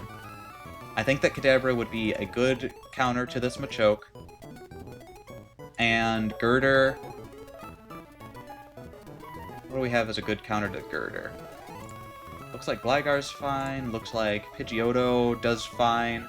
Pidgeotto should outspeed and deal just fine, and we should be switching in to a Mach Punch at this point, because Kadabra should be low. The sped up music has been causing internal laughter the more I listen to it. It is funny. I can't play on non-speed up, it's just so slow, but it is definitely funny. I'm so used to it, I don't even hear it anymore. It is it's like too upbeat. That being said, I think we're good to go into this next fight. Alright. No matter what it is, it's real scary not knowing. Just tuned it out, yep. You get used to it after a while. Like breathing. Ooh, okay. So now we know who it is. This is going to be... who? Is this going to be... hopefully this is Lilith. Here we see... we fighting. Battle Girl Lilith. Perfect. This fight is free. Because we just Aerial Ace a whole bunch. Yep. Fake Out, that's fine. It's burned, that's fine. We Aerial Ace. Bullet Punch doesn't do enough, even with the crit, yeah. Okay, so we got, like, all of the, or minimum luck there, and we're still fine. Next up should this be this Mankey, which shouldn't be able to do anything to us. It'll get on 1, it'll hang on, it'll use Power Up Punch, it raises its attack, so now it's got a plus attack, 200 base power, reversal.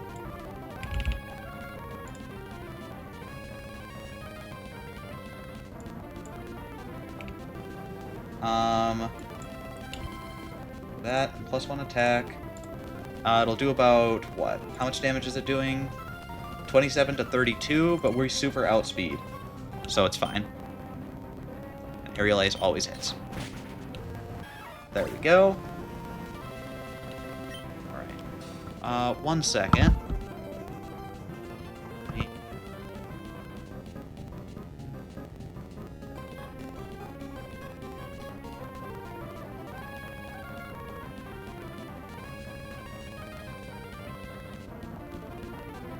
Alright, sorry about that. I thought I heard somebody knocking, but it was nothing.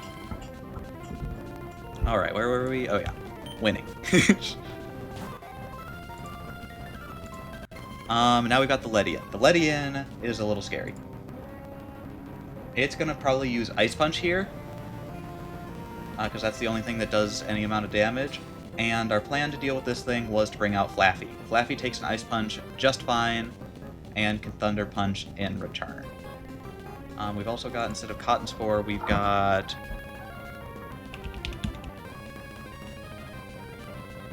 Shock? Which one did we have on the Flaffy? Let's bring Flaffy on. I'll come check. Ice Punch, perfect. Just don't get frozen. Alright, Shockwave. Not the...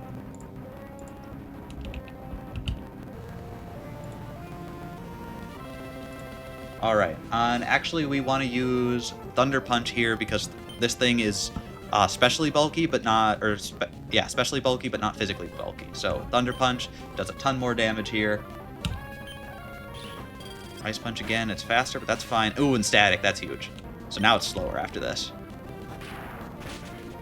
And it's dead anyways.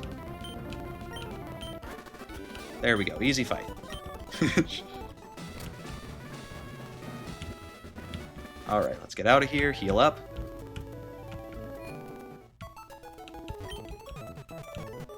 Perfect.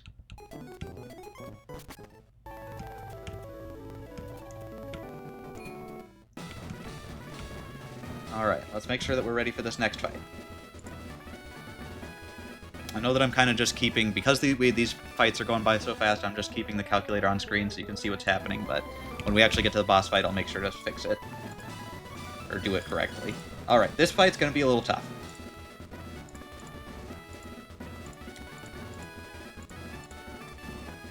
Because we cannot let this Machoke bulk up too many times. So we start out in front. We can't... Yeah, we start out in front with Gligar. Koba Berry? What does Koba Berry do? We're gonna... Okay, let's see what Koba Berry and Pure Power do.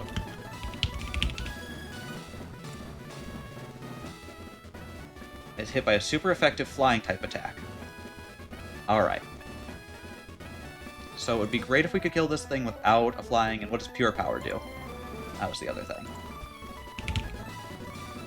Pure Power doubles the attack stat of the Pokemon with his ability, because also affects self-inflicted. It also doubles the effective attack stat when using Foul Play or Body Press.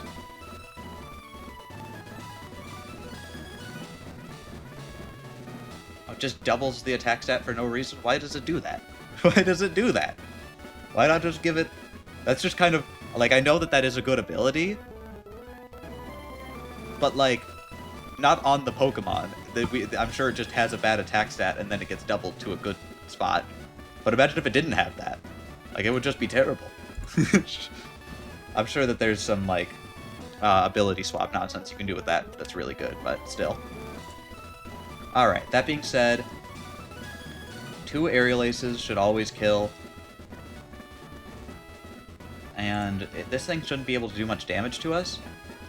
It'll probably fake out, and we get an Aerial Ace and an Aerial Ace, and we'll be fine. And the second Aerial Ace will always kill because it'll have used the berry. Then we've got Machoke, which I think we just double Aerial Ace here. It shouldn't, even if it goes for bulk up, we still kill, right? If it's +1 after taking the first bit of damage, we should always kill. And then Yeah, it shouldn't do that much damage, even with the plus attack. So I think we're fine here. And then it'll be the Girder. The Girder we are going to have to switch out, assumedly. Which we can switch out to Kadabra. Which should tank a Mach Punch. And then Confusion outspeed. It's got Guts, but it doesn't have any way to give itself. So yeah, we just have to make sure not to paralyze these or anything like that.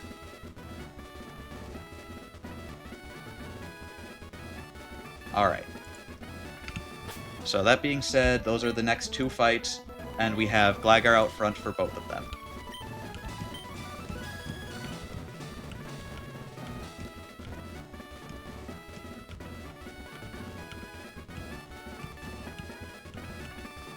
Oh, I'm so afraid. I don't know which...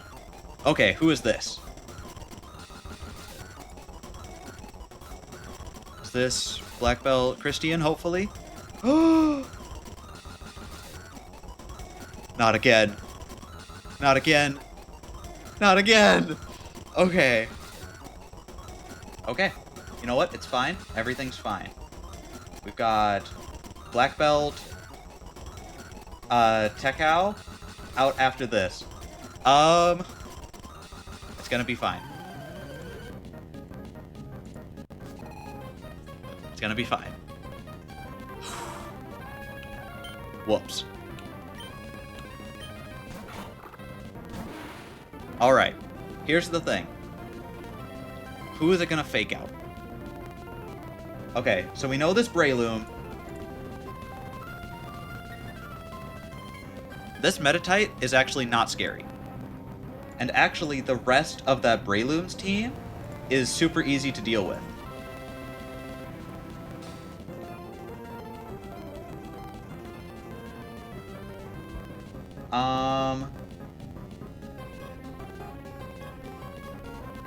It sees a kill.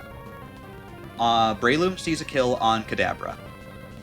So Breloom will always go for that kill on Kadabra. Meditite does not see a kill, and it just came out with Fake Out. It's going to fake out somebody. Who is it going to fake out? AI document. Okay, it's fine. So, knows your full team stats and everything. So, Control F. Fake Out.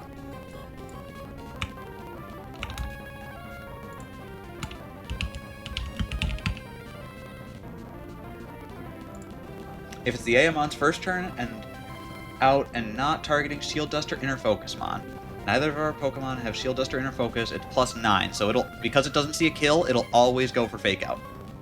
Who's it going to go for Fake Out on?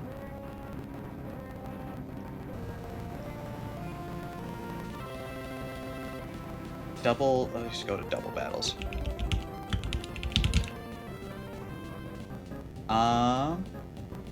The rest of the document will list out possible course for relevant move.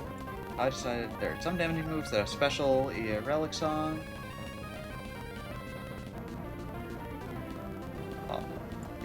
It's a basic function to check if a move is useless. Sure.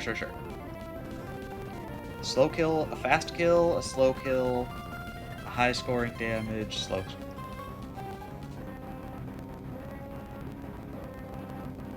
Alright. Yeah, in this game does not like to... Okay, let's just check some hard switch. Okay, in double battles it'll never switch out. Okay, good to know. Damaging moves. Move kills. None of their moves... Okay, so Breloom always sees a kill. It's a slow kill, but it sees a kill nonetheless on Forks.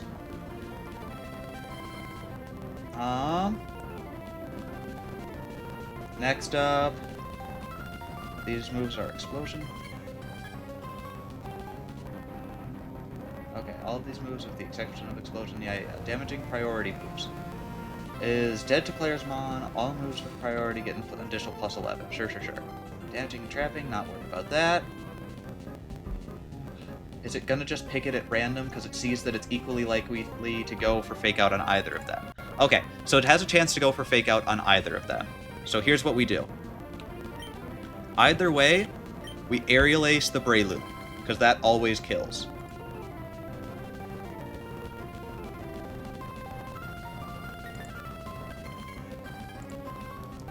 Always kills the Breloom. Then we kill the Mienfoo. Then we kill the Baniri. The Baniri, what do we have to kill with? The Baniri we can kill with Hitmonchan, Fake Out, Mach Punch. Okay, so the whole right side should be an easy fight. Right now, this Breloom's gonna target Bullet Seed into this slot. We come in with Pidgeotto, and now we've got huge damage from both Mons. So yeah, we Aerial Ace, and even worst case scenario, we come in with Ace, and we're fine. I think even if we had planned for a double battle, we actually have the best leads that we can have, which is real good. So yeah, we come out with Ace. Ace takes the Bullet Seed, Fake Out combo just fine. It could also go for Spore. But no, it sees a kill, so it won't go for Spore. Alright, there we go. Fake Out. Okay, so that was our worst option. Oh, and it saw a fast kill. Oh, weird. I'm not sure why it didn't go for the kill there. Either way, though, now we just have an easy time of this, because the Meditite can do a fair bit to Ace, but not much.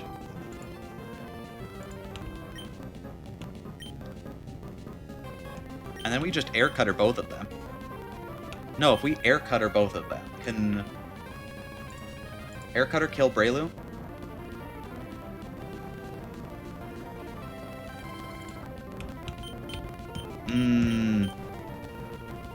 Alright. Air Cutter usually kills Breloom, but not always. But Air Cutter... No, we actually don't want to kill the Meditite. So we Air Cutter. No, we Air Slash. We Air Slash the Meditite. Okay, Rizzed Aerial Aces the Breloom, and then we Air Slash the Meditite, hoping for, what we want to hope for. What is it that we want to hope for? We want to hope for a Flinch. Mach Punch, that's fine. It saw that it was going to die, so that's why it's going for Mach Punch instead of going for the kills. Air Slash. There we go. We used up its berry. There we go. Used Brick Break. That's fine. Alright. Next one. Now we've got the Baniri. How fast is this Baniri? 47. So it's outspeeding our Pidgeotto, but it's not outspeeding our Gliscor. However, Gliscor C is dead to Triple Axle from Baniri. It's a slow kill, but it's still going to go for that because it sees it. Actually, it's going to Fake Out this time. No, it sees a kill, so it's going to go for the kill.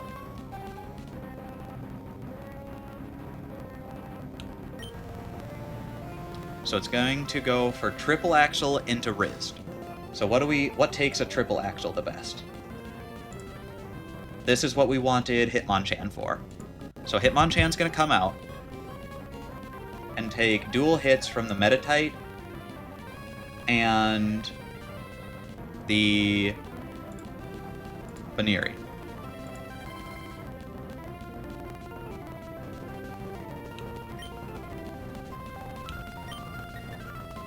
Now we've got Pidgeotto. Pidgeotto can actually kill both of them. And actually, can we kill... Now would be a great time to kill this Meditite. Do we outspeed? We do outspeed the Meditite. So actually, if we can Air Cutter and switch in Hitmonchan, that would be great. Detect, that's fine for us. And Fake Out, that's fine. Because now we get our own Fake Out into this Baniri. It's going fine, it's going fine. We get our own Fake Out into this Baniri. And we still get an Air Cutter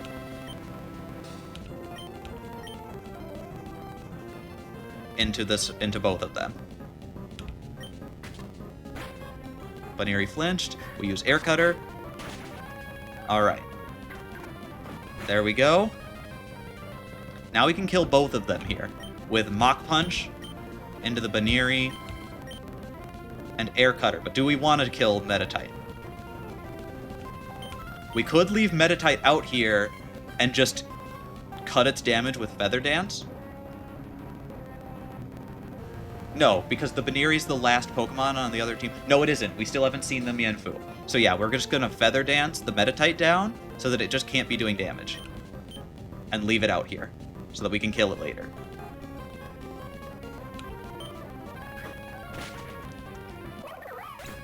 Okay.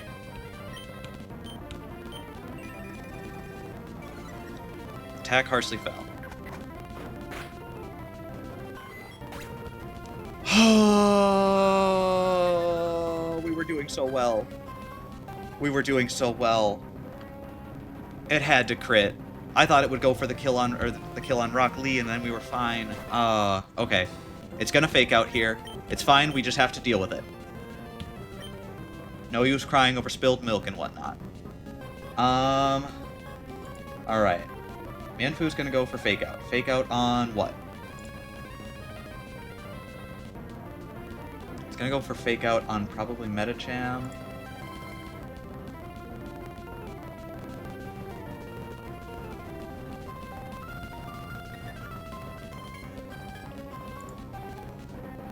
Alright, we bring out Forks here. We were doing so well. Alright. Well, I think either way, Kadabra's probably going to get fake-outed here. No, it's definitely going to fake out Forks. So, assuming it's going to fake out Forks, who do we go for? Hitmonchan? How does Hitmonchan do against this Mienfoo? Not well, but not awful.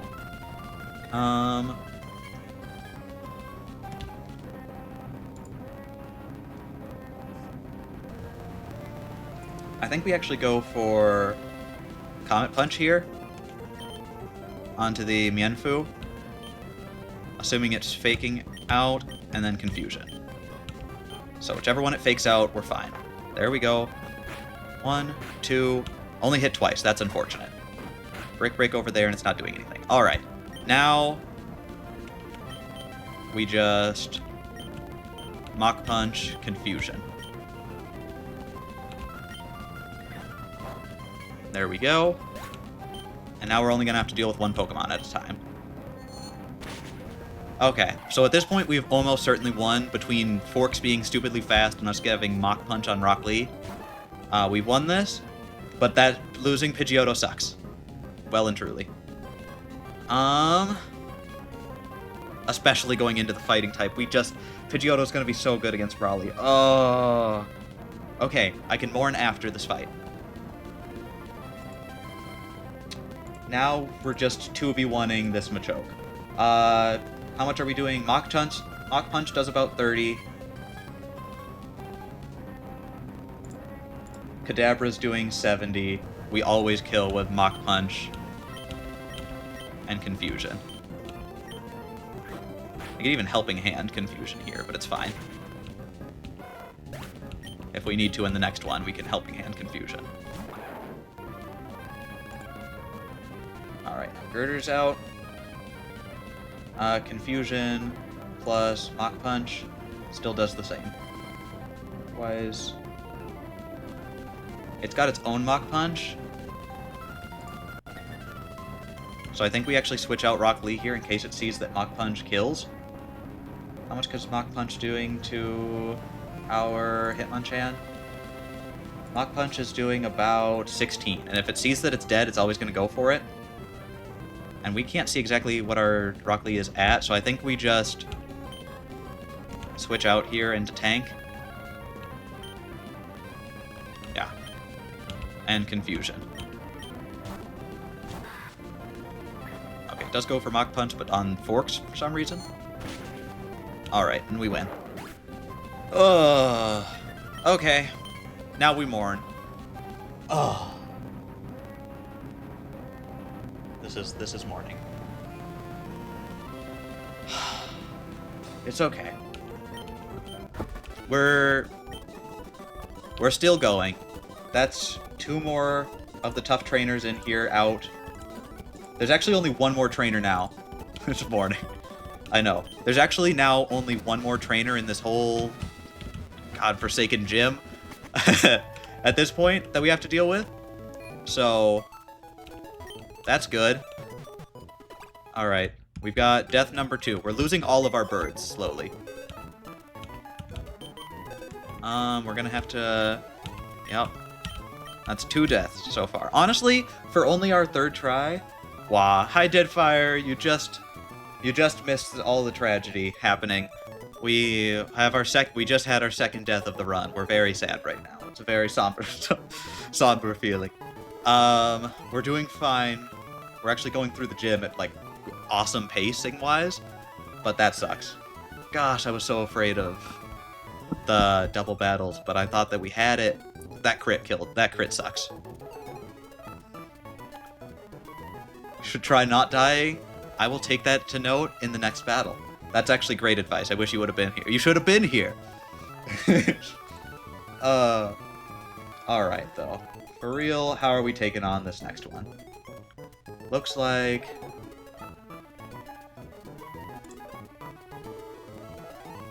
Aerial Ace on Gligar. At least we still got Gligar. Really should have. Yeah. Alright, we can also have this Clauncher. I know Clauncher can learn Bounce. Let's just see what that looks like against this next fight. Having a Bounce move against Kecleon isn't very good. Nope, Bounce isn't going to be worth it at any point. It's a great moment in history, I hope. No! I'm trying to forget! I'm pushing it out of my memory. Which is definitely what I did by making a TikTok out of it. Don't worry about it. Okay.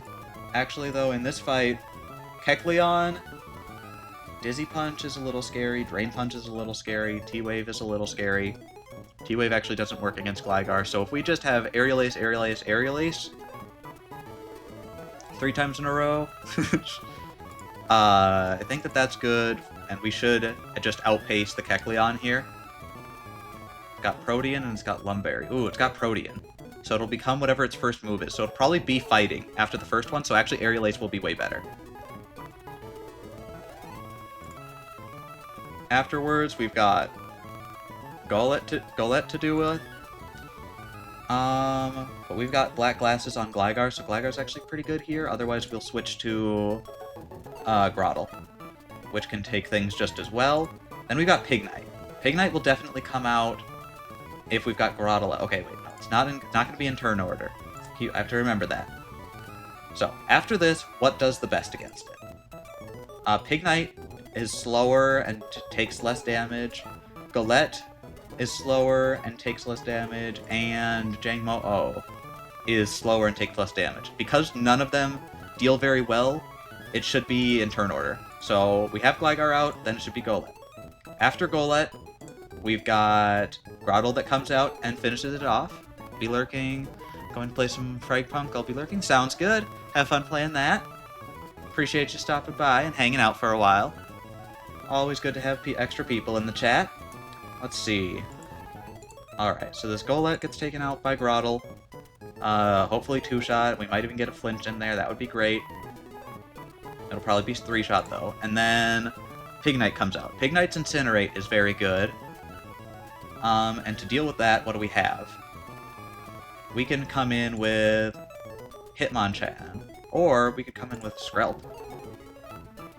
Takedown does a lot of damage, though.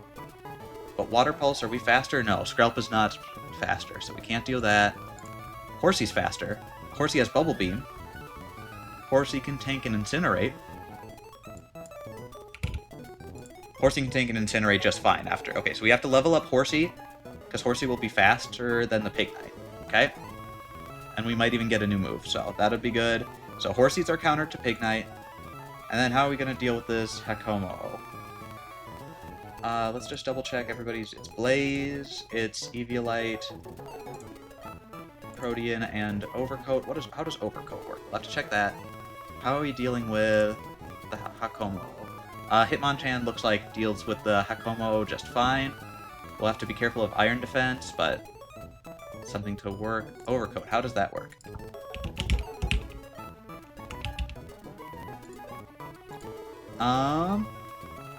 Does not take damage from weather conditions. Okay.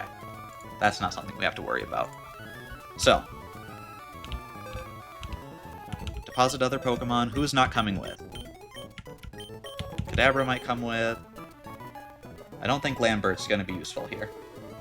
Yeah, no. With the drawing Pokemon, we need on our team Horsey. And who? Pidgeotto's dead. Horsey comes to the team, and... Ooh. Is there any weird Pokemon that's real good here? Not really.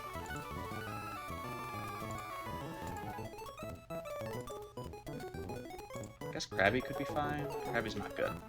Actually, Krabby just for Aqua Jet. Alright. Level them up.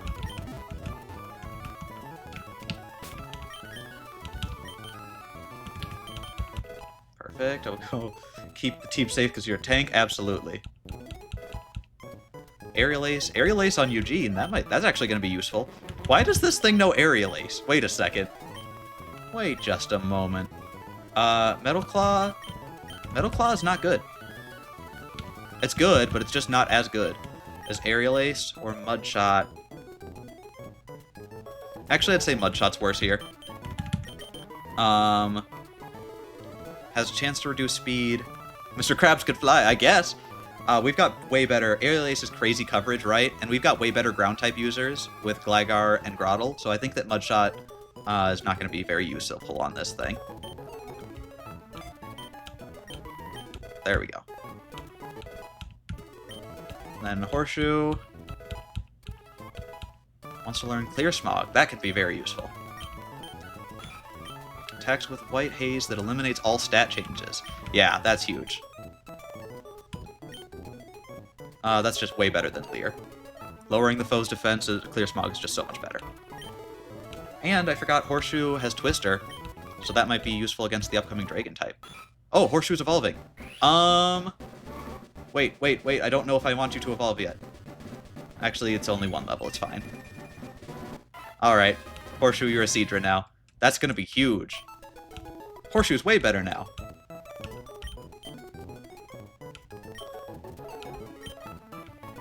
Alright.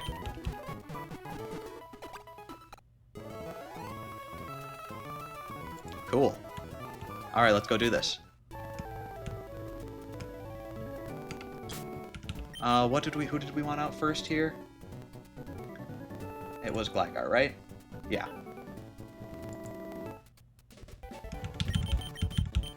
Are we taking from you? Yeah, you don't need an Oranberry.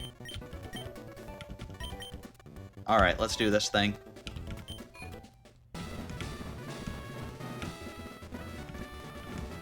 Yeah, if we could've... Yeah, we could... Okay, so if we'd gone, like, up here, we could've done the battles one at a time. Okay, now we know for next time. Yeah, if we'd gone... Yeah. Alright. And then here's the last... Lady Jocelyn. Battle Girl Jocelyn. Let's do it. And then we'll be able to start properly dealing with the gym fight. That's gonna be tough. Alright. Kecleon. Rizt. We should do Aerial Ace, Aerial Ace. Dizzy Punch, that's exactly what we wanted. We're confused. That's fine, we can take another confusion. We just need to hit once here. That's okay. We can take one more. Aerial Ace. Protean didn't activate. Why didn't Protean activate? I'm not sure about that one.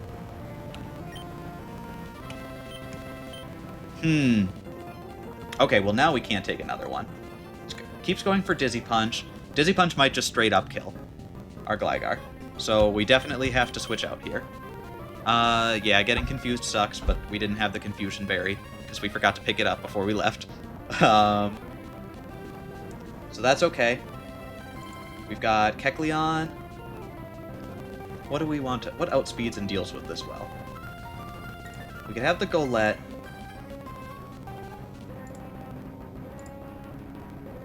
takes a Dizzy Punch. I don't want to keep taking Dizzy Punches, though. Is this the moment that we bring out Krabby?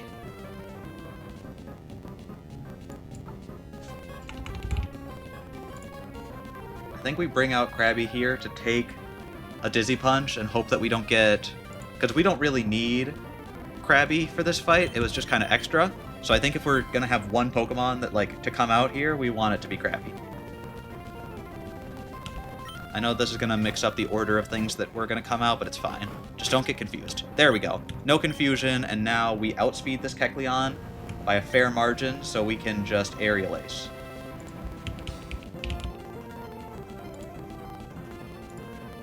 Is that better than Aqua Jet? Not really. Yeah, it's not better than Aqua Jet, so I guess we Aqua Jet instead?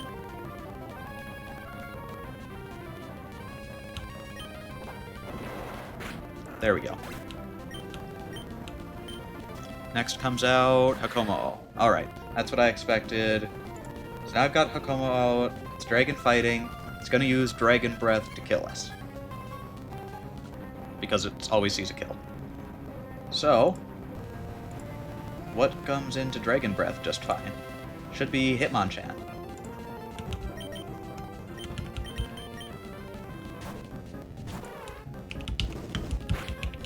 Ooh, paralysis sucks. We're slower now. Alright, so we're just gonna have to Fake Out. Protect against their Fake Out, that's fine. And now we use Comet Punch. Should do a fair bit. Iron Defense, yep, afraid of that, but we just have to use Comet Punch a whole bunch of times. 2, 3, 4. 4 times is pretty good.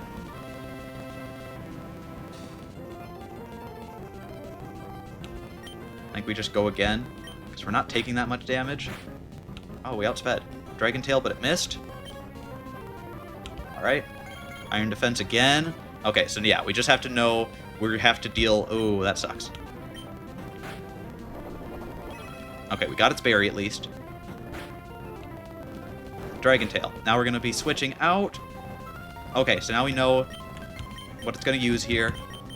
It's going to use Dragon Breath again. So we bring in Rock Lee to Fake Out again.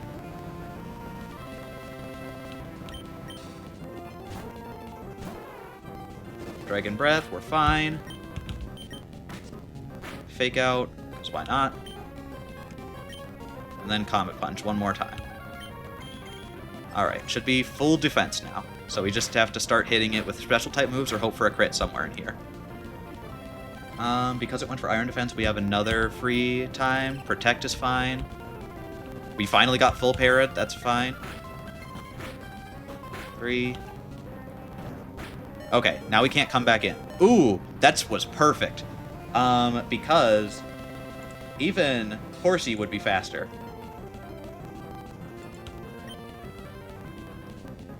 Okay, so this thing is +6 defense.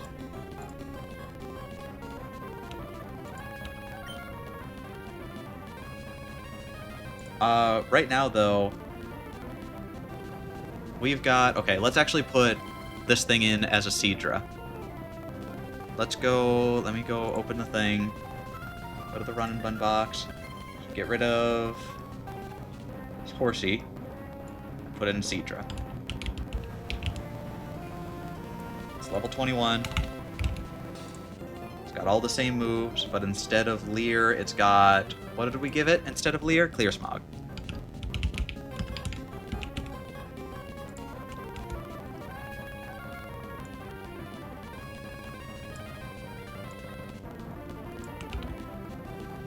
Okay.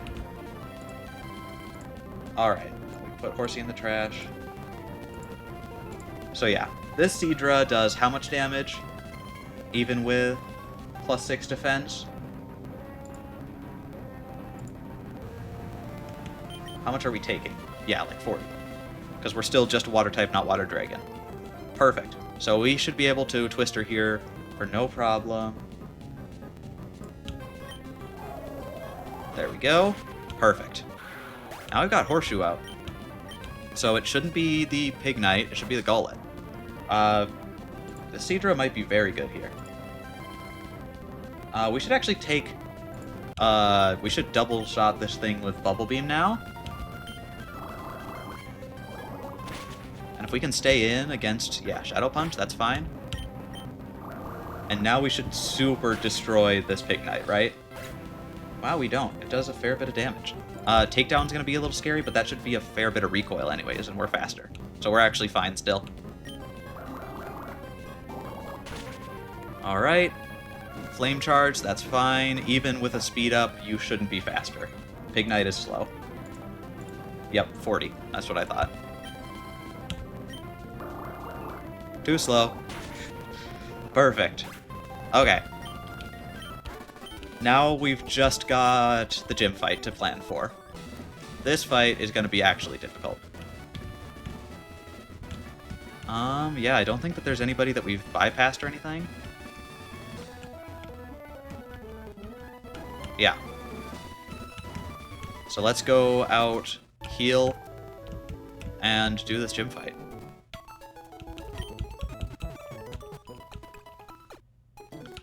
Okay. Now this is gonna be tough. So, starting off, we've got Cub Fu. Cub Fu is genuinely a fantastic mon.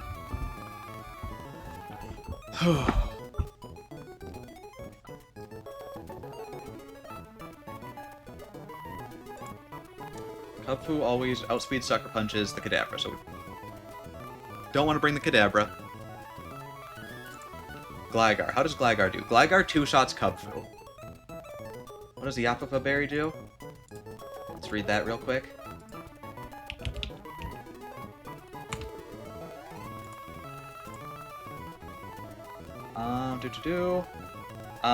Will restore what is that? 1/3 of its maximum HP when its HP drops to a half or below, but causes confusion. But it won't cause confusion on this one.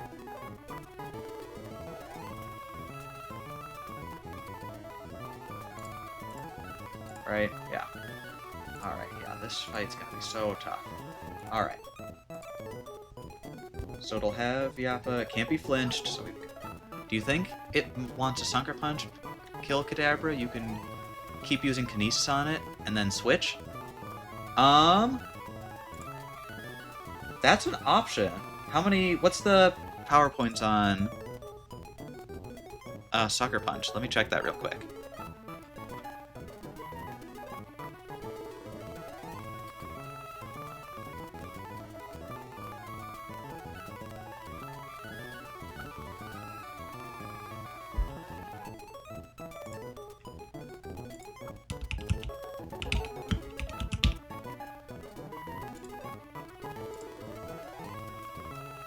Sucker Punch has 5. Unless it's PP maxed.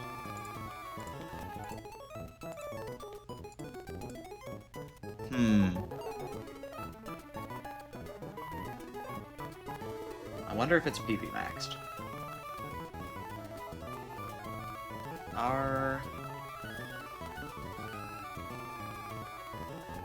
Is there a good way to check that?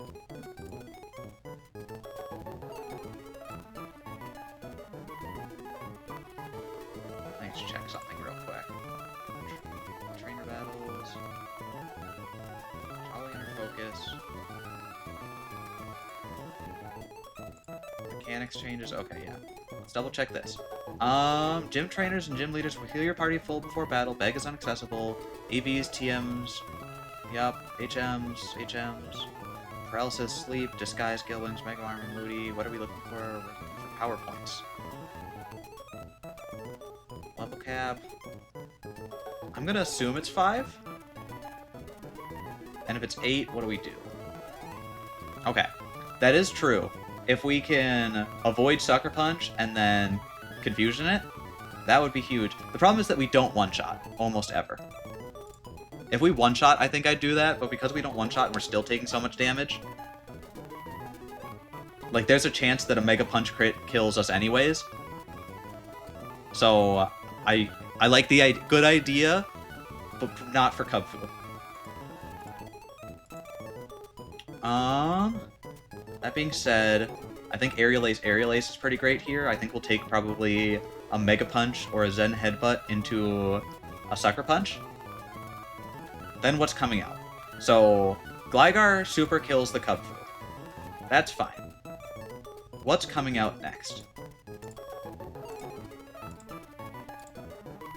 Okay. The Poliwrath can kill Gligar, and Lopunny...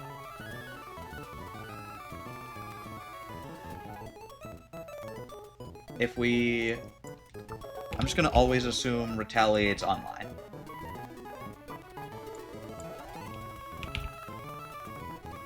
Yeah. So always assume that Retaliate is boosted. Okay. Retaliate... Okay, so Lopunny comes out but doesn't see a kill. But... it will see a kill with Poliwhirl. Does it out? It sees a slow kill with Poliwhirl, and it sees that it isn't killed in return. So it'll definitely come up with Poliwhirl. So let's start. I'm going to start writing this down immediately.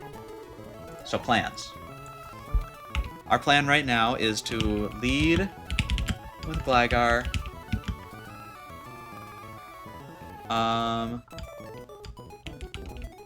Aerial Ace twice. Kill Kubfu, and then Poliwhirl comes out.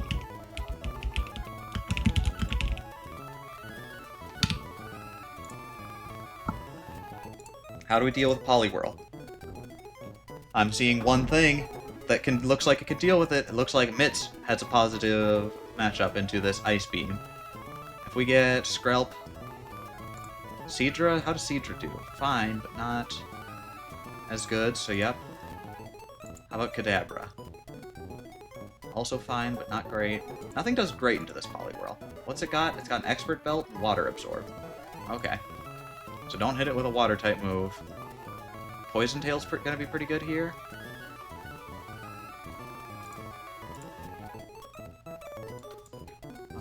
What about Krabby Bounce? Or no, Krabby Aerial Ace. Krabby Aerial Ace super dies to Hidden Power Grass. It's a water type. Do we do good damage? No, because we can't switch into the Ice Beam very well.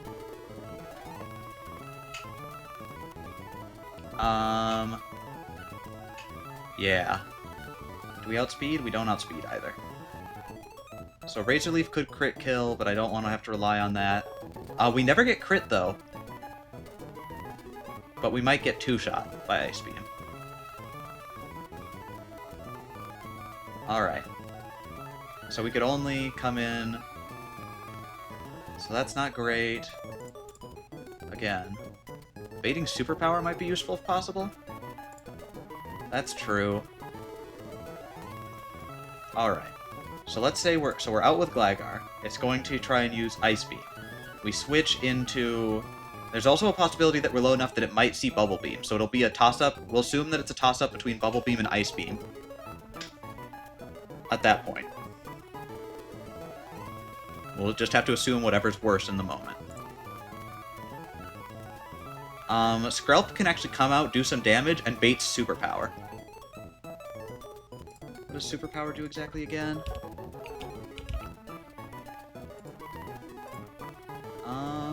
Then lowers the user's attack and defense. Okay. So yeah, Skrelp comes out, takes an Ice Beam and a Bubble Beam just fine, and then starts baiting Superpower. So actually Skrelp is a perfect counter to Poliwhirl. So that's good to know, and if we need to, we can bait the last move, and we can switch in with a Fastmon so we can get whatever else we want out next. Now let's assume that Skrelp kills Poliwhirl. If Skrelp is the one to kill Poliwhirl, what kills and outspeeds Skrelp?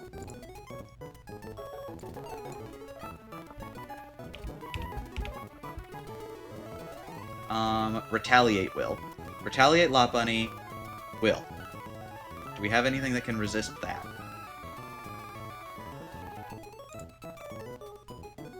Flaffy, kind of. Hitmonchan can, and then can Fake Out. Or can Mach Punch, which would be way better. And have the eject button go off. How does the eject button work exactly?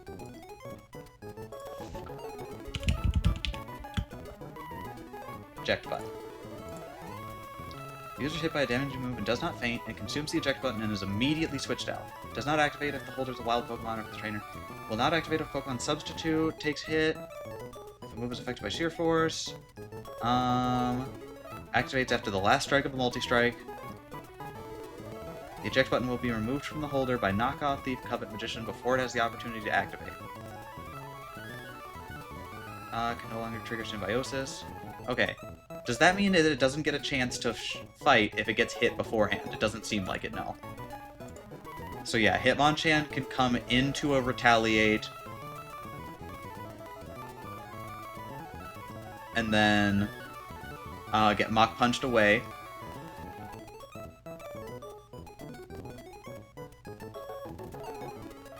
Which is scary, because that means we're going to have to take another Mach Punch at some point. So Poliwhirl gets killed by Skrelp.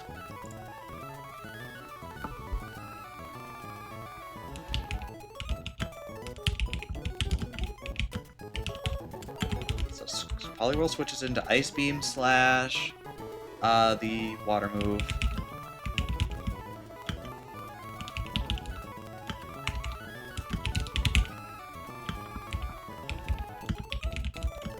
Of Aerial Ace. No, of Acid or Poison Tail. There's also a good chance that we poison in there, which would be good. Let me just make sure that nothing else will come out after in front of Skrelp. Actually, because... Okay, so here's the thing.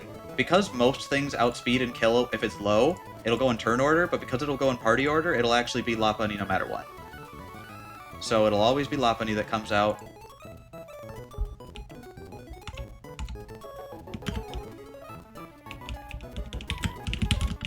So Lopunny comes out. How do we deal with this Lopunny? Our plan is to switch Hitmonchan into...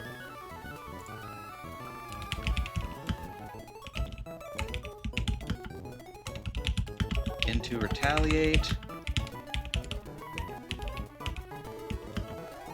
Then Mach Punch. To switch Lopunny out. What comes out?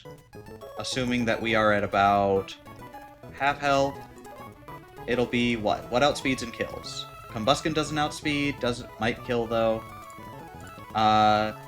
Hitmontop doesn't outspeed, doesn't kill. Scrafty doesn't outspeed, doesn't kill.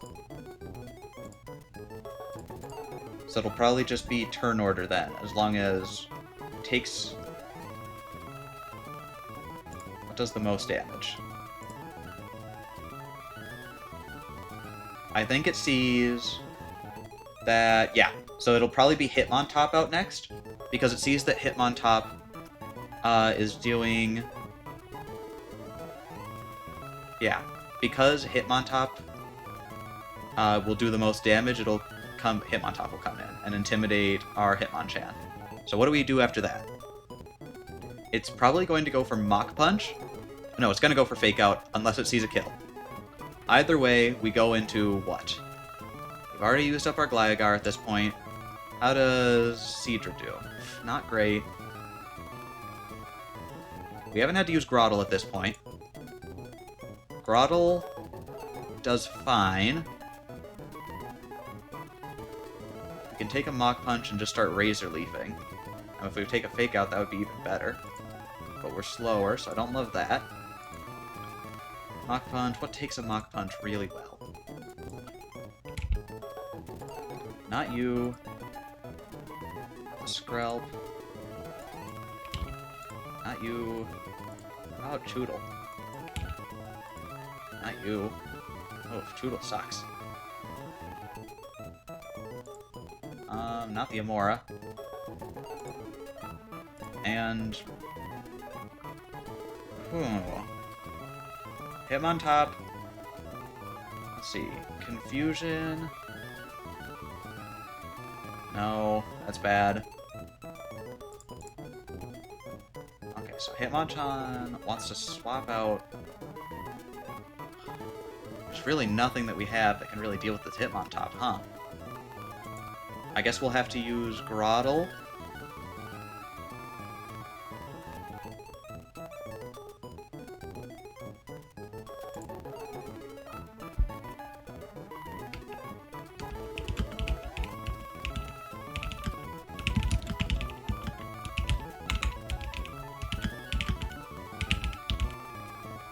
Okay.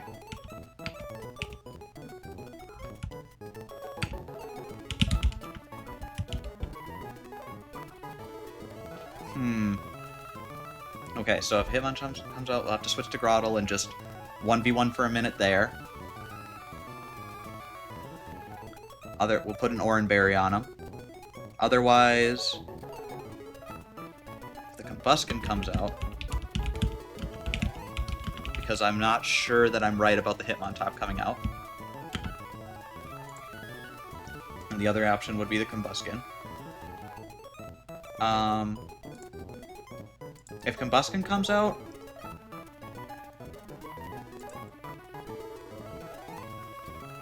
I think this is a moment for Seadra.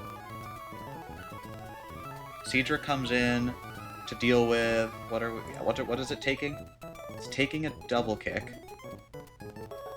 Okay, yeah. So Seadra comes into a double kick, takes around half health, then does Bubble Beam, takes a Thunder Punch.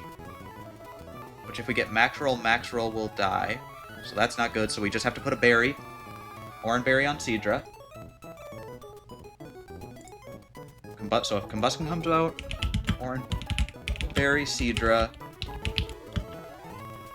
counters.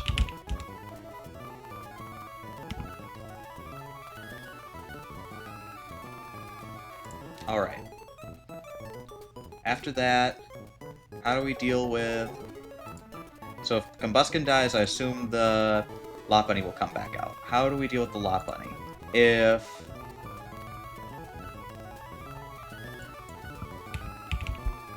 Okay, Retaliate's gonna do about half health to Groddle. The Groddle can come out, tank it pretty well, and then start absorbing.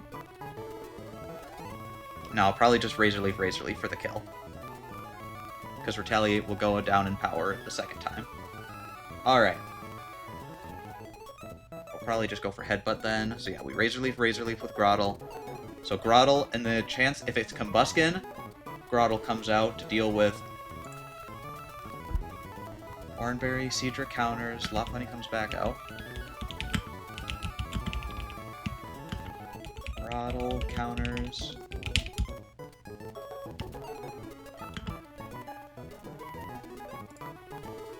And then it'll probably be Hitmontop and then Scraggy. Yeah.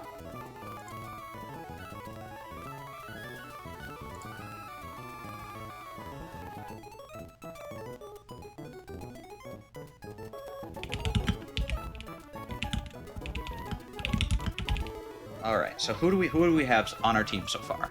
Let's see. We've got Gligar, Skrelp, Hitmonchan. That's 3. We need Groddle and Seadra. That's 5. So we've got 1 more on our team. Instead of an Oran Berry, a Cherry Berry might be more useful for preventing Thunder Punch Para on Seadra.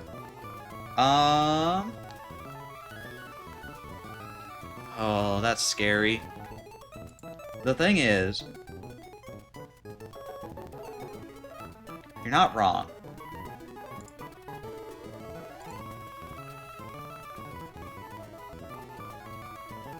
But the range here, what's the range? It's 44, max roll, yeah. Max roll double kick does 24, max roll 34.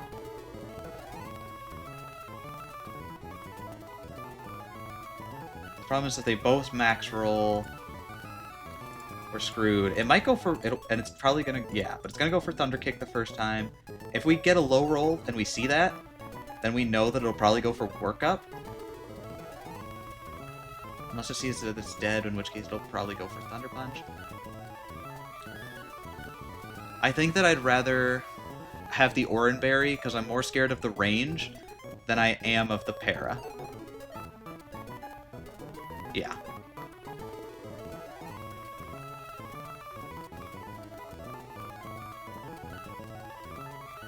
But good call out once again. Hitmontop comes out. What can deal with Hitmontop the second time? Our Gligar's gonna be real low. It'd be great if we could come back in with Gligar. What if we had an Oranberry on Gligar? Let's put an Oranberry on Gligar so that after we deal with the Cubfu in 2 hits, we can still be pretty... Okay, so we'll still have a Gligar at this point. So Gligar can deal with Hitmontop in this scenario. Gligar counters...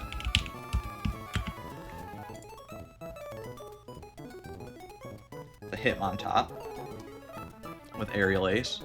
And then it's just the Scrafty left, which gets absolutely destroyed, not as much as I'd like actually, by Hitmonchan. Between Hitmonchan and Gligar, they should be, and it's got Fake Out though, so I've got to remember that, so we're always doing at least 40 and 1 hit of Aerial Ace. Between the rest of the team, Scrafty out last should be fine. Okay, so now we've got to deal with the Hitmontop comes out instead of Combusken. So if Hitmontop comes out, instead, after we get rid of the Lopunny, what are we doing? So Hitmontop comes out, we bring in Gligar to deal with... Yeah, because what's happening? It's going to Mach Punch, we bring in Gligar, Gligar takes the Mach Punch and can 2-shot.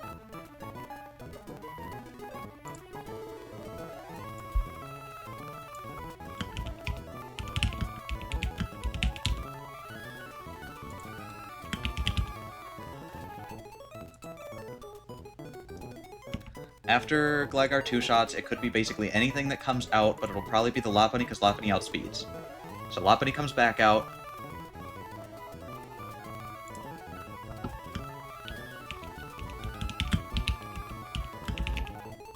So Lopunny's back out. Grotle should counter, though, here. And then we're back on track. Only this time we have a full Seadra to deal with the Hitmontop the second time.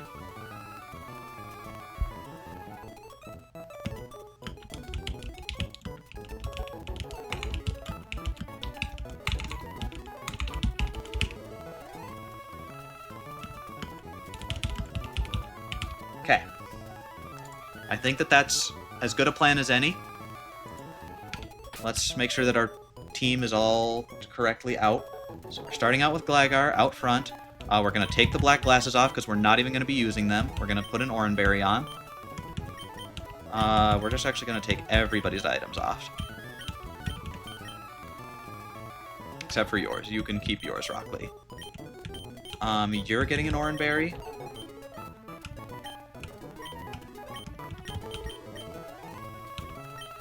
You're getting an Oranberry.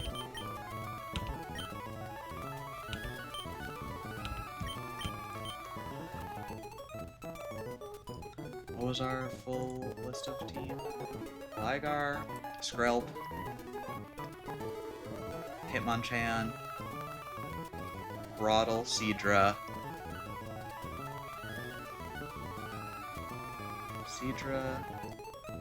Gligar, and at this point, we never use Forks, so Forks will be Forks is actually a bad last Mon,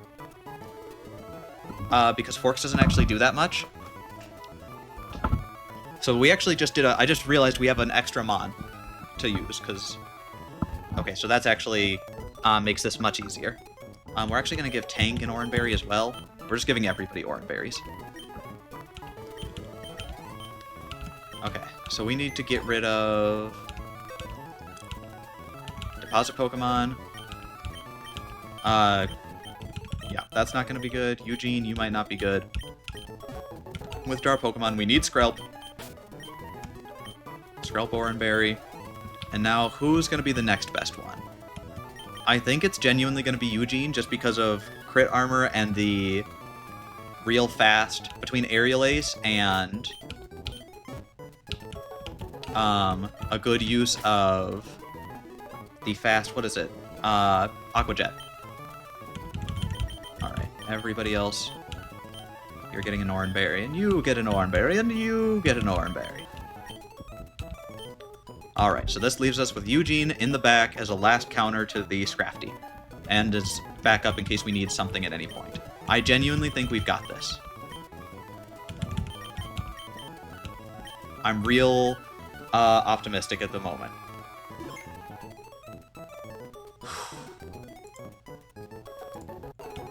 Let's go. Knock on wood. Good call. Did that. All of the superstitions and everything. We've got this. Alright, Brawly. This is what we trained for. And you, this fine day, are going down. Let's try not to lose the run.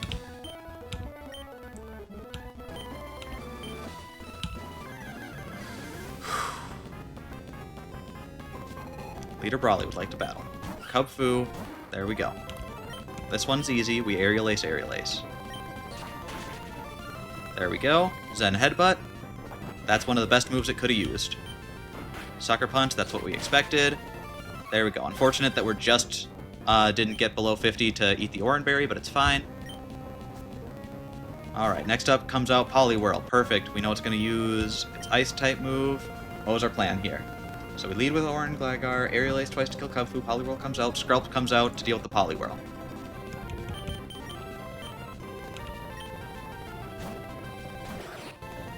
Bubble Beam, that's even better. Just no confusion. Speed Fell, not the end of the world, it's fine. This is going to be a long drawn-out fight. I don't think we are faster anyways. Now Poison Tail is doing the most damage, correct?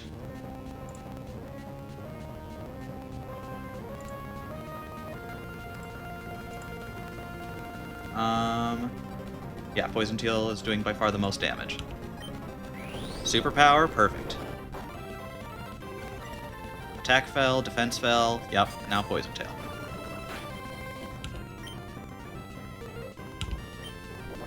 Hidden Power Grass should be. There goes our Oran Berry. There we go. Oh, and a crit! That mattered. Defense drop and then crit, that mattered. Okay. So now we see what comes out. I think it's going to be the Lopunny. Alright, this is what we expected.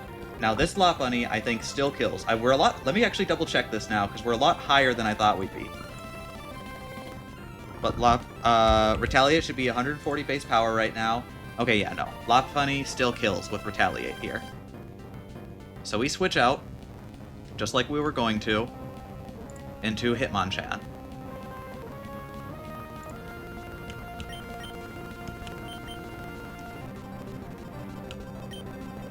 Ooh. Retaliate. There we go. We fake out. No, we Mach Punch because we're faster then. And then we just do a whole bunch of damage and get it to switch out. There we go, an eject button goes off. And Combuskin comes out. Perfect. Everything... Okay, so this is the Combuskin line. The Combuskin line is actually better for us.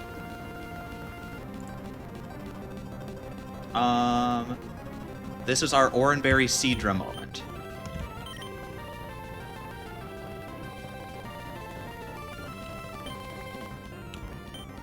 Alright, Horseshoe, come out. Double kick. Crit sucks. Crit sucks, but Poison Point doesn't suck, and I'm glad that we have the Oran Berry. Lumberry goes off. Speed boost, that's fine. Why isn't our Oran Berry activating?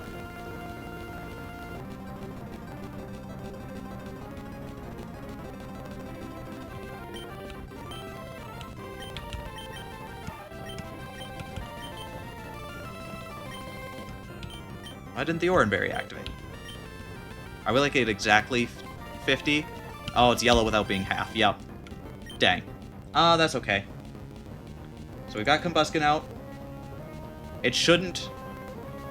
Unless it crits again, it should be able to deal with us.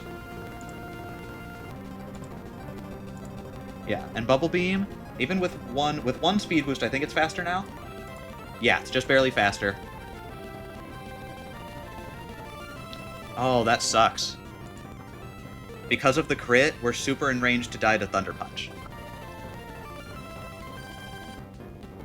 Alright.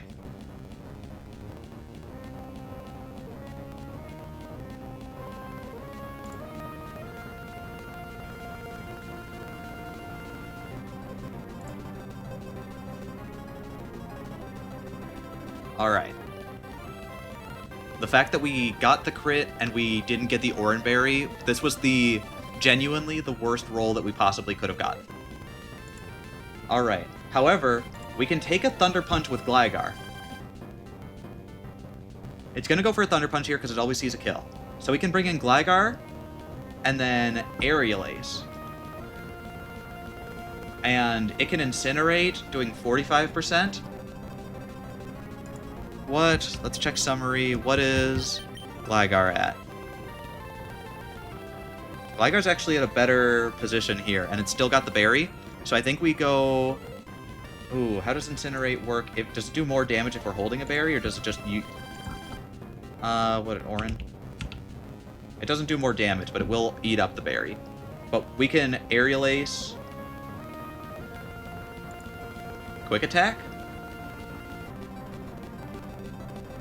That might not do enough damage. We'll Aerial Ace, and then we'll just switch into something that can take the Incinerate a little better. Actually, then we can switch back to Seadra to take the Incinerate to get the Oran Berry. Because Incinerate will do... No, Incinerate, that's still going to be bad. I think we go back to Rock Lee to take the Incinerate. The Incinerate after we bring out... Yeah, so here's what we do. We bring out Rizzed, it'll try and Incinerate, and then we go back to Hitmonchan, which will take about 15 to 18, and then we can Fake Out and Mach Punch. Alright, that's our out. Found it. So, we switch to Gligar here to take the Thunder Punch. There we go, and then we Aerial Ace. Work Up. That's not what I expected. I think that's way better for us, though.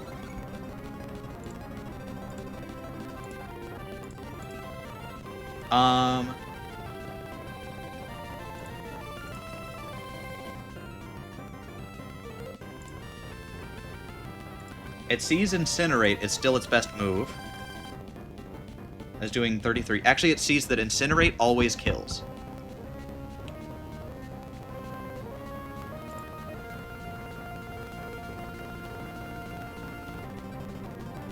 So if it sees that Incinerate always kills, how well does Incinerate do into... Alright, Incinerate does 24 damage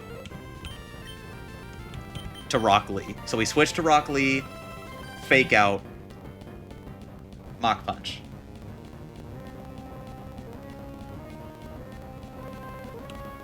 We just have to go for it. I don't like it. Well, wait, let's think of for a second. Can anything else take an Incinerate and kill here?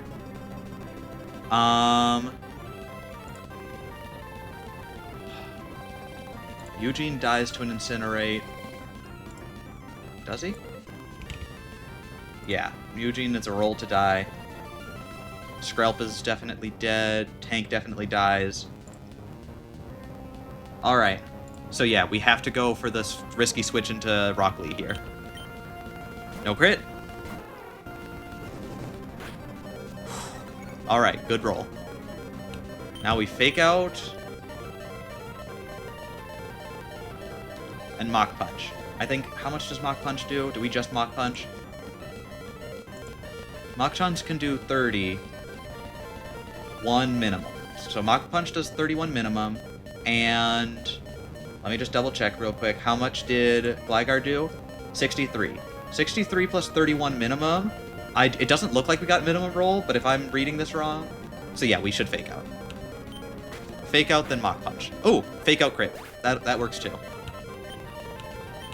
Alright, now what comes out? Lopunny again. Alright, now we're back on track. So the Lock Bunny back out, Groddle counters.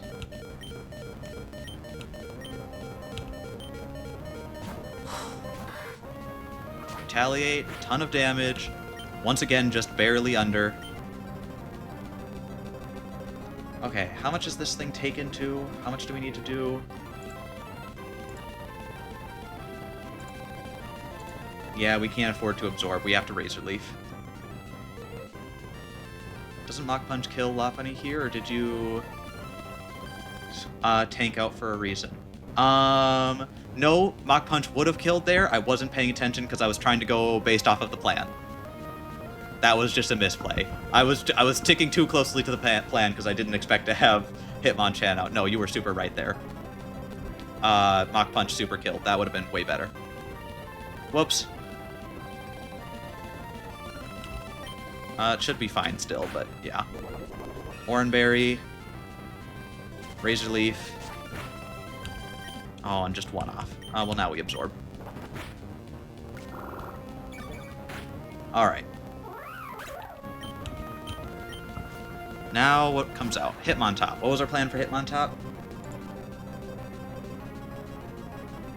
Gligar counters the Hitmontop, is what we said. Is that true at its current health? Riz is at 32. So all we've got left is the Hitmontop and the Scrafty. So it's going to use Mach Punch here. Or it's going to use Fake Out. Because it can't kill. Wait, does Mach Punch kill? Yeah, Mach Punch kills, so it's going to use Mach Punch. And Fake Out doesn't, so it's not going to use Fake Out.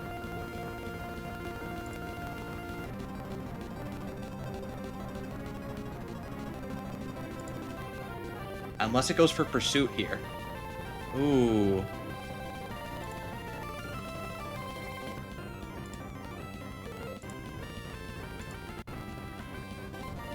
Okay, when does it use Pursuit? I didn't expect to be this low. If Pursuit can KO Playermon, plus 10. If Pursuit cannot KO Playermon, if the Pokemon is below 20%.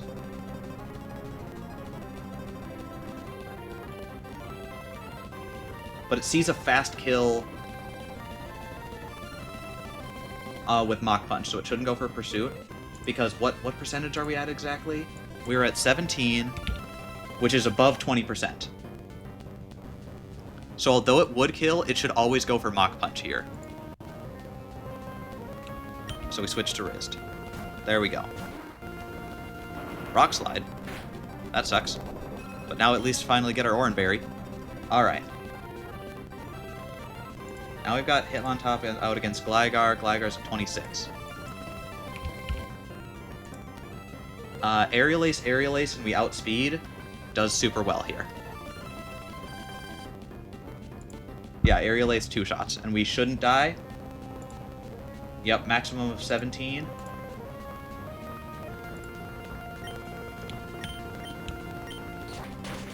Perfect. Rock Slide. There we go. There we go. Alright. And last but not least, we've got Scraggy. Now, what is Scraggy gonna do?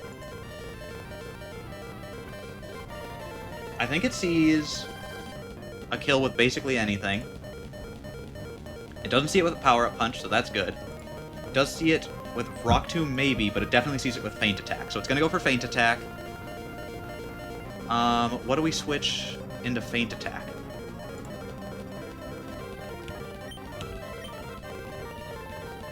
Unless this Aerial Ace kill? No. What was our plan? What do we have? We've got Eugene. Eugene. Here, this was our plan. Eugene with Aerial Ace.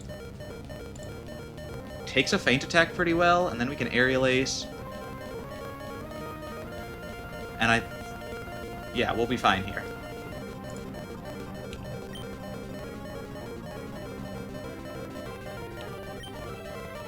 Go. Rock Tomb, perfect. That's way better. Speed drops, that's fine. We were already slower. Now we Aerial Ace. Feint Attack. There we go. Get the Oranberry off. 26. Aerial Ace. How much is Feint Attack doing? 18. So we're fine for another Aerial Ace here. Power Up Punch, that was a choice. Its attack is higher, though. Alright. So does it see a kill? It's +1 attack. It definitely sees a kill with Feint Attack. Otherwise, it's got Rest. When will it use Rest?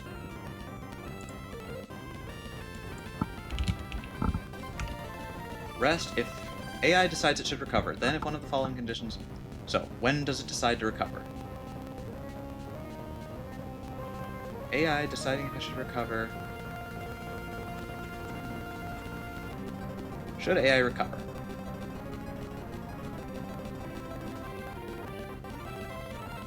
AI is faster.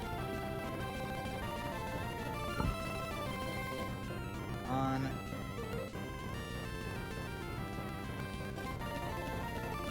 Okay, so yeah. It can kill me, so it will never recover here. It's always going to go for Feint Attack. Can Mitts tank a Fake Attack? Feint Attack. Probably not, huh? And we're not faster. Alright, how about Seadra? Seadra will be faster, but at +1 we can't take a Feint Attack either. At least not probably. Actually, Seadra should tank 1 Feint Attack every time.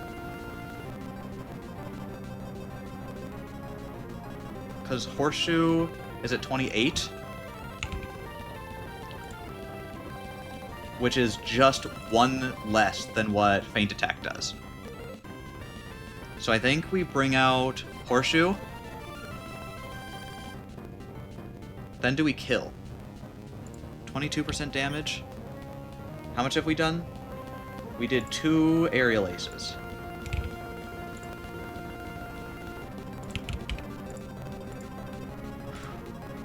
$35. It should have done a minimum of 70 and a maximum of 80. If it did a minimum of 70... If it did the minimum, Bubble Beam never kills. If it did the maximum, Bubble Beam always kills.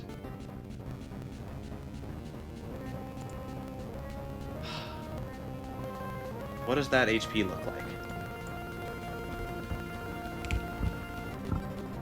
It doesn't look...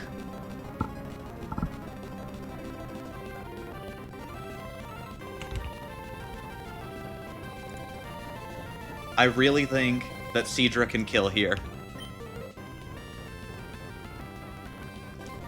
Otherwise, does Eugene see a kill with Aqua Jet? No, never.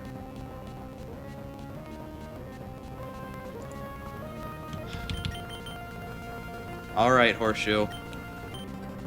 Don't die.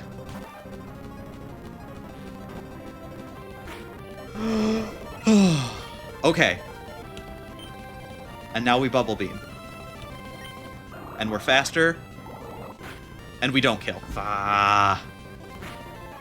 Okay, that sucks. Yeah.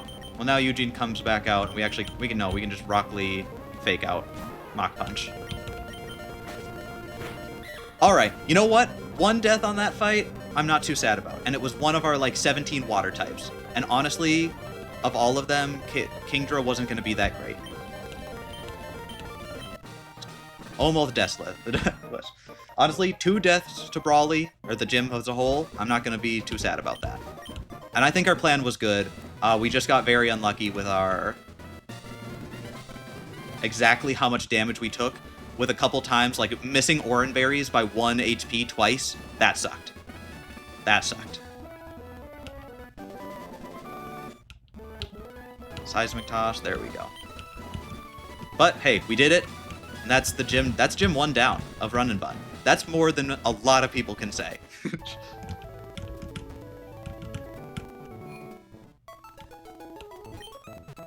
Alright.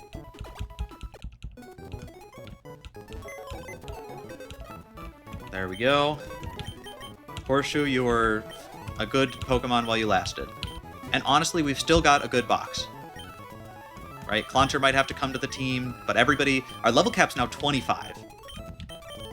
Which is going to be great. We're going to get some more level ups, evolutions for next time. I am genuinely feeling good. Do we have any... No items on these guys. Alright. We'll save here. And I think we're going to call it a night. Thank you all very much for watching. I appreciate just hanging out. I'm glad that we managed to get through the whole gym. I wasn't sure if we'd just be planning for this fight or actually doing it. But I'm happy with how it went. Even I feel like we got unlucky enough to justify the one death that we took. But I don't think that that was too much. I'm super happy about that. Anyways, thank you very much for watching the stream. Have a wonderful rest of your evening. And I will catch you all next time. Bye!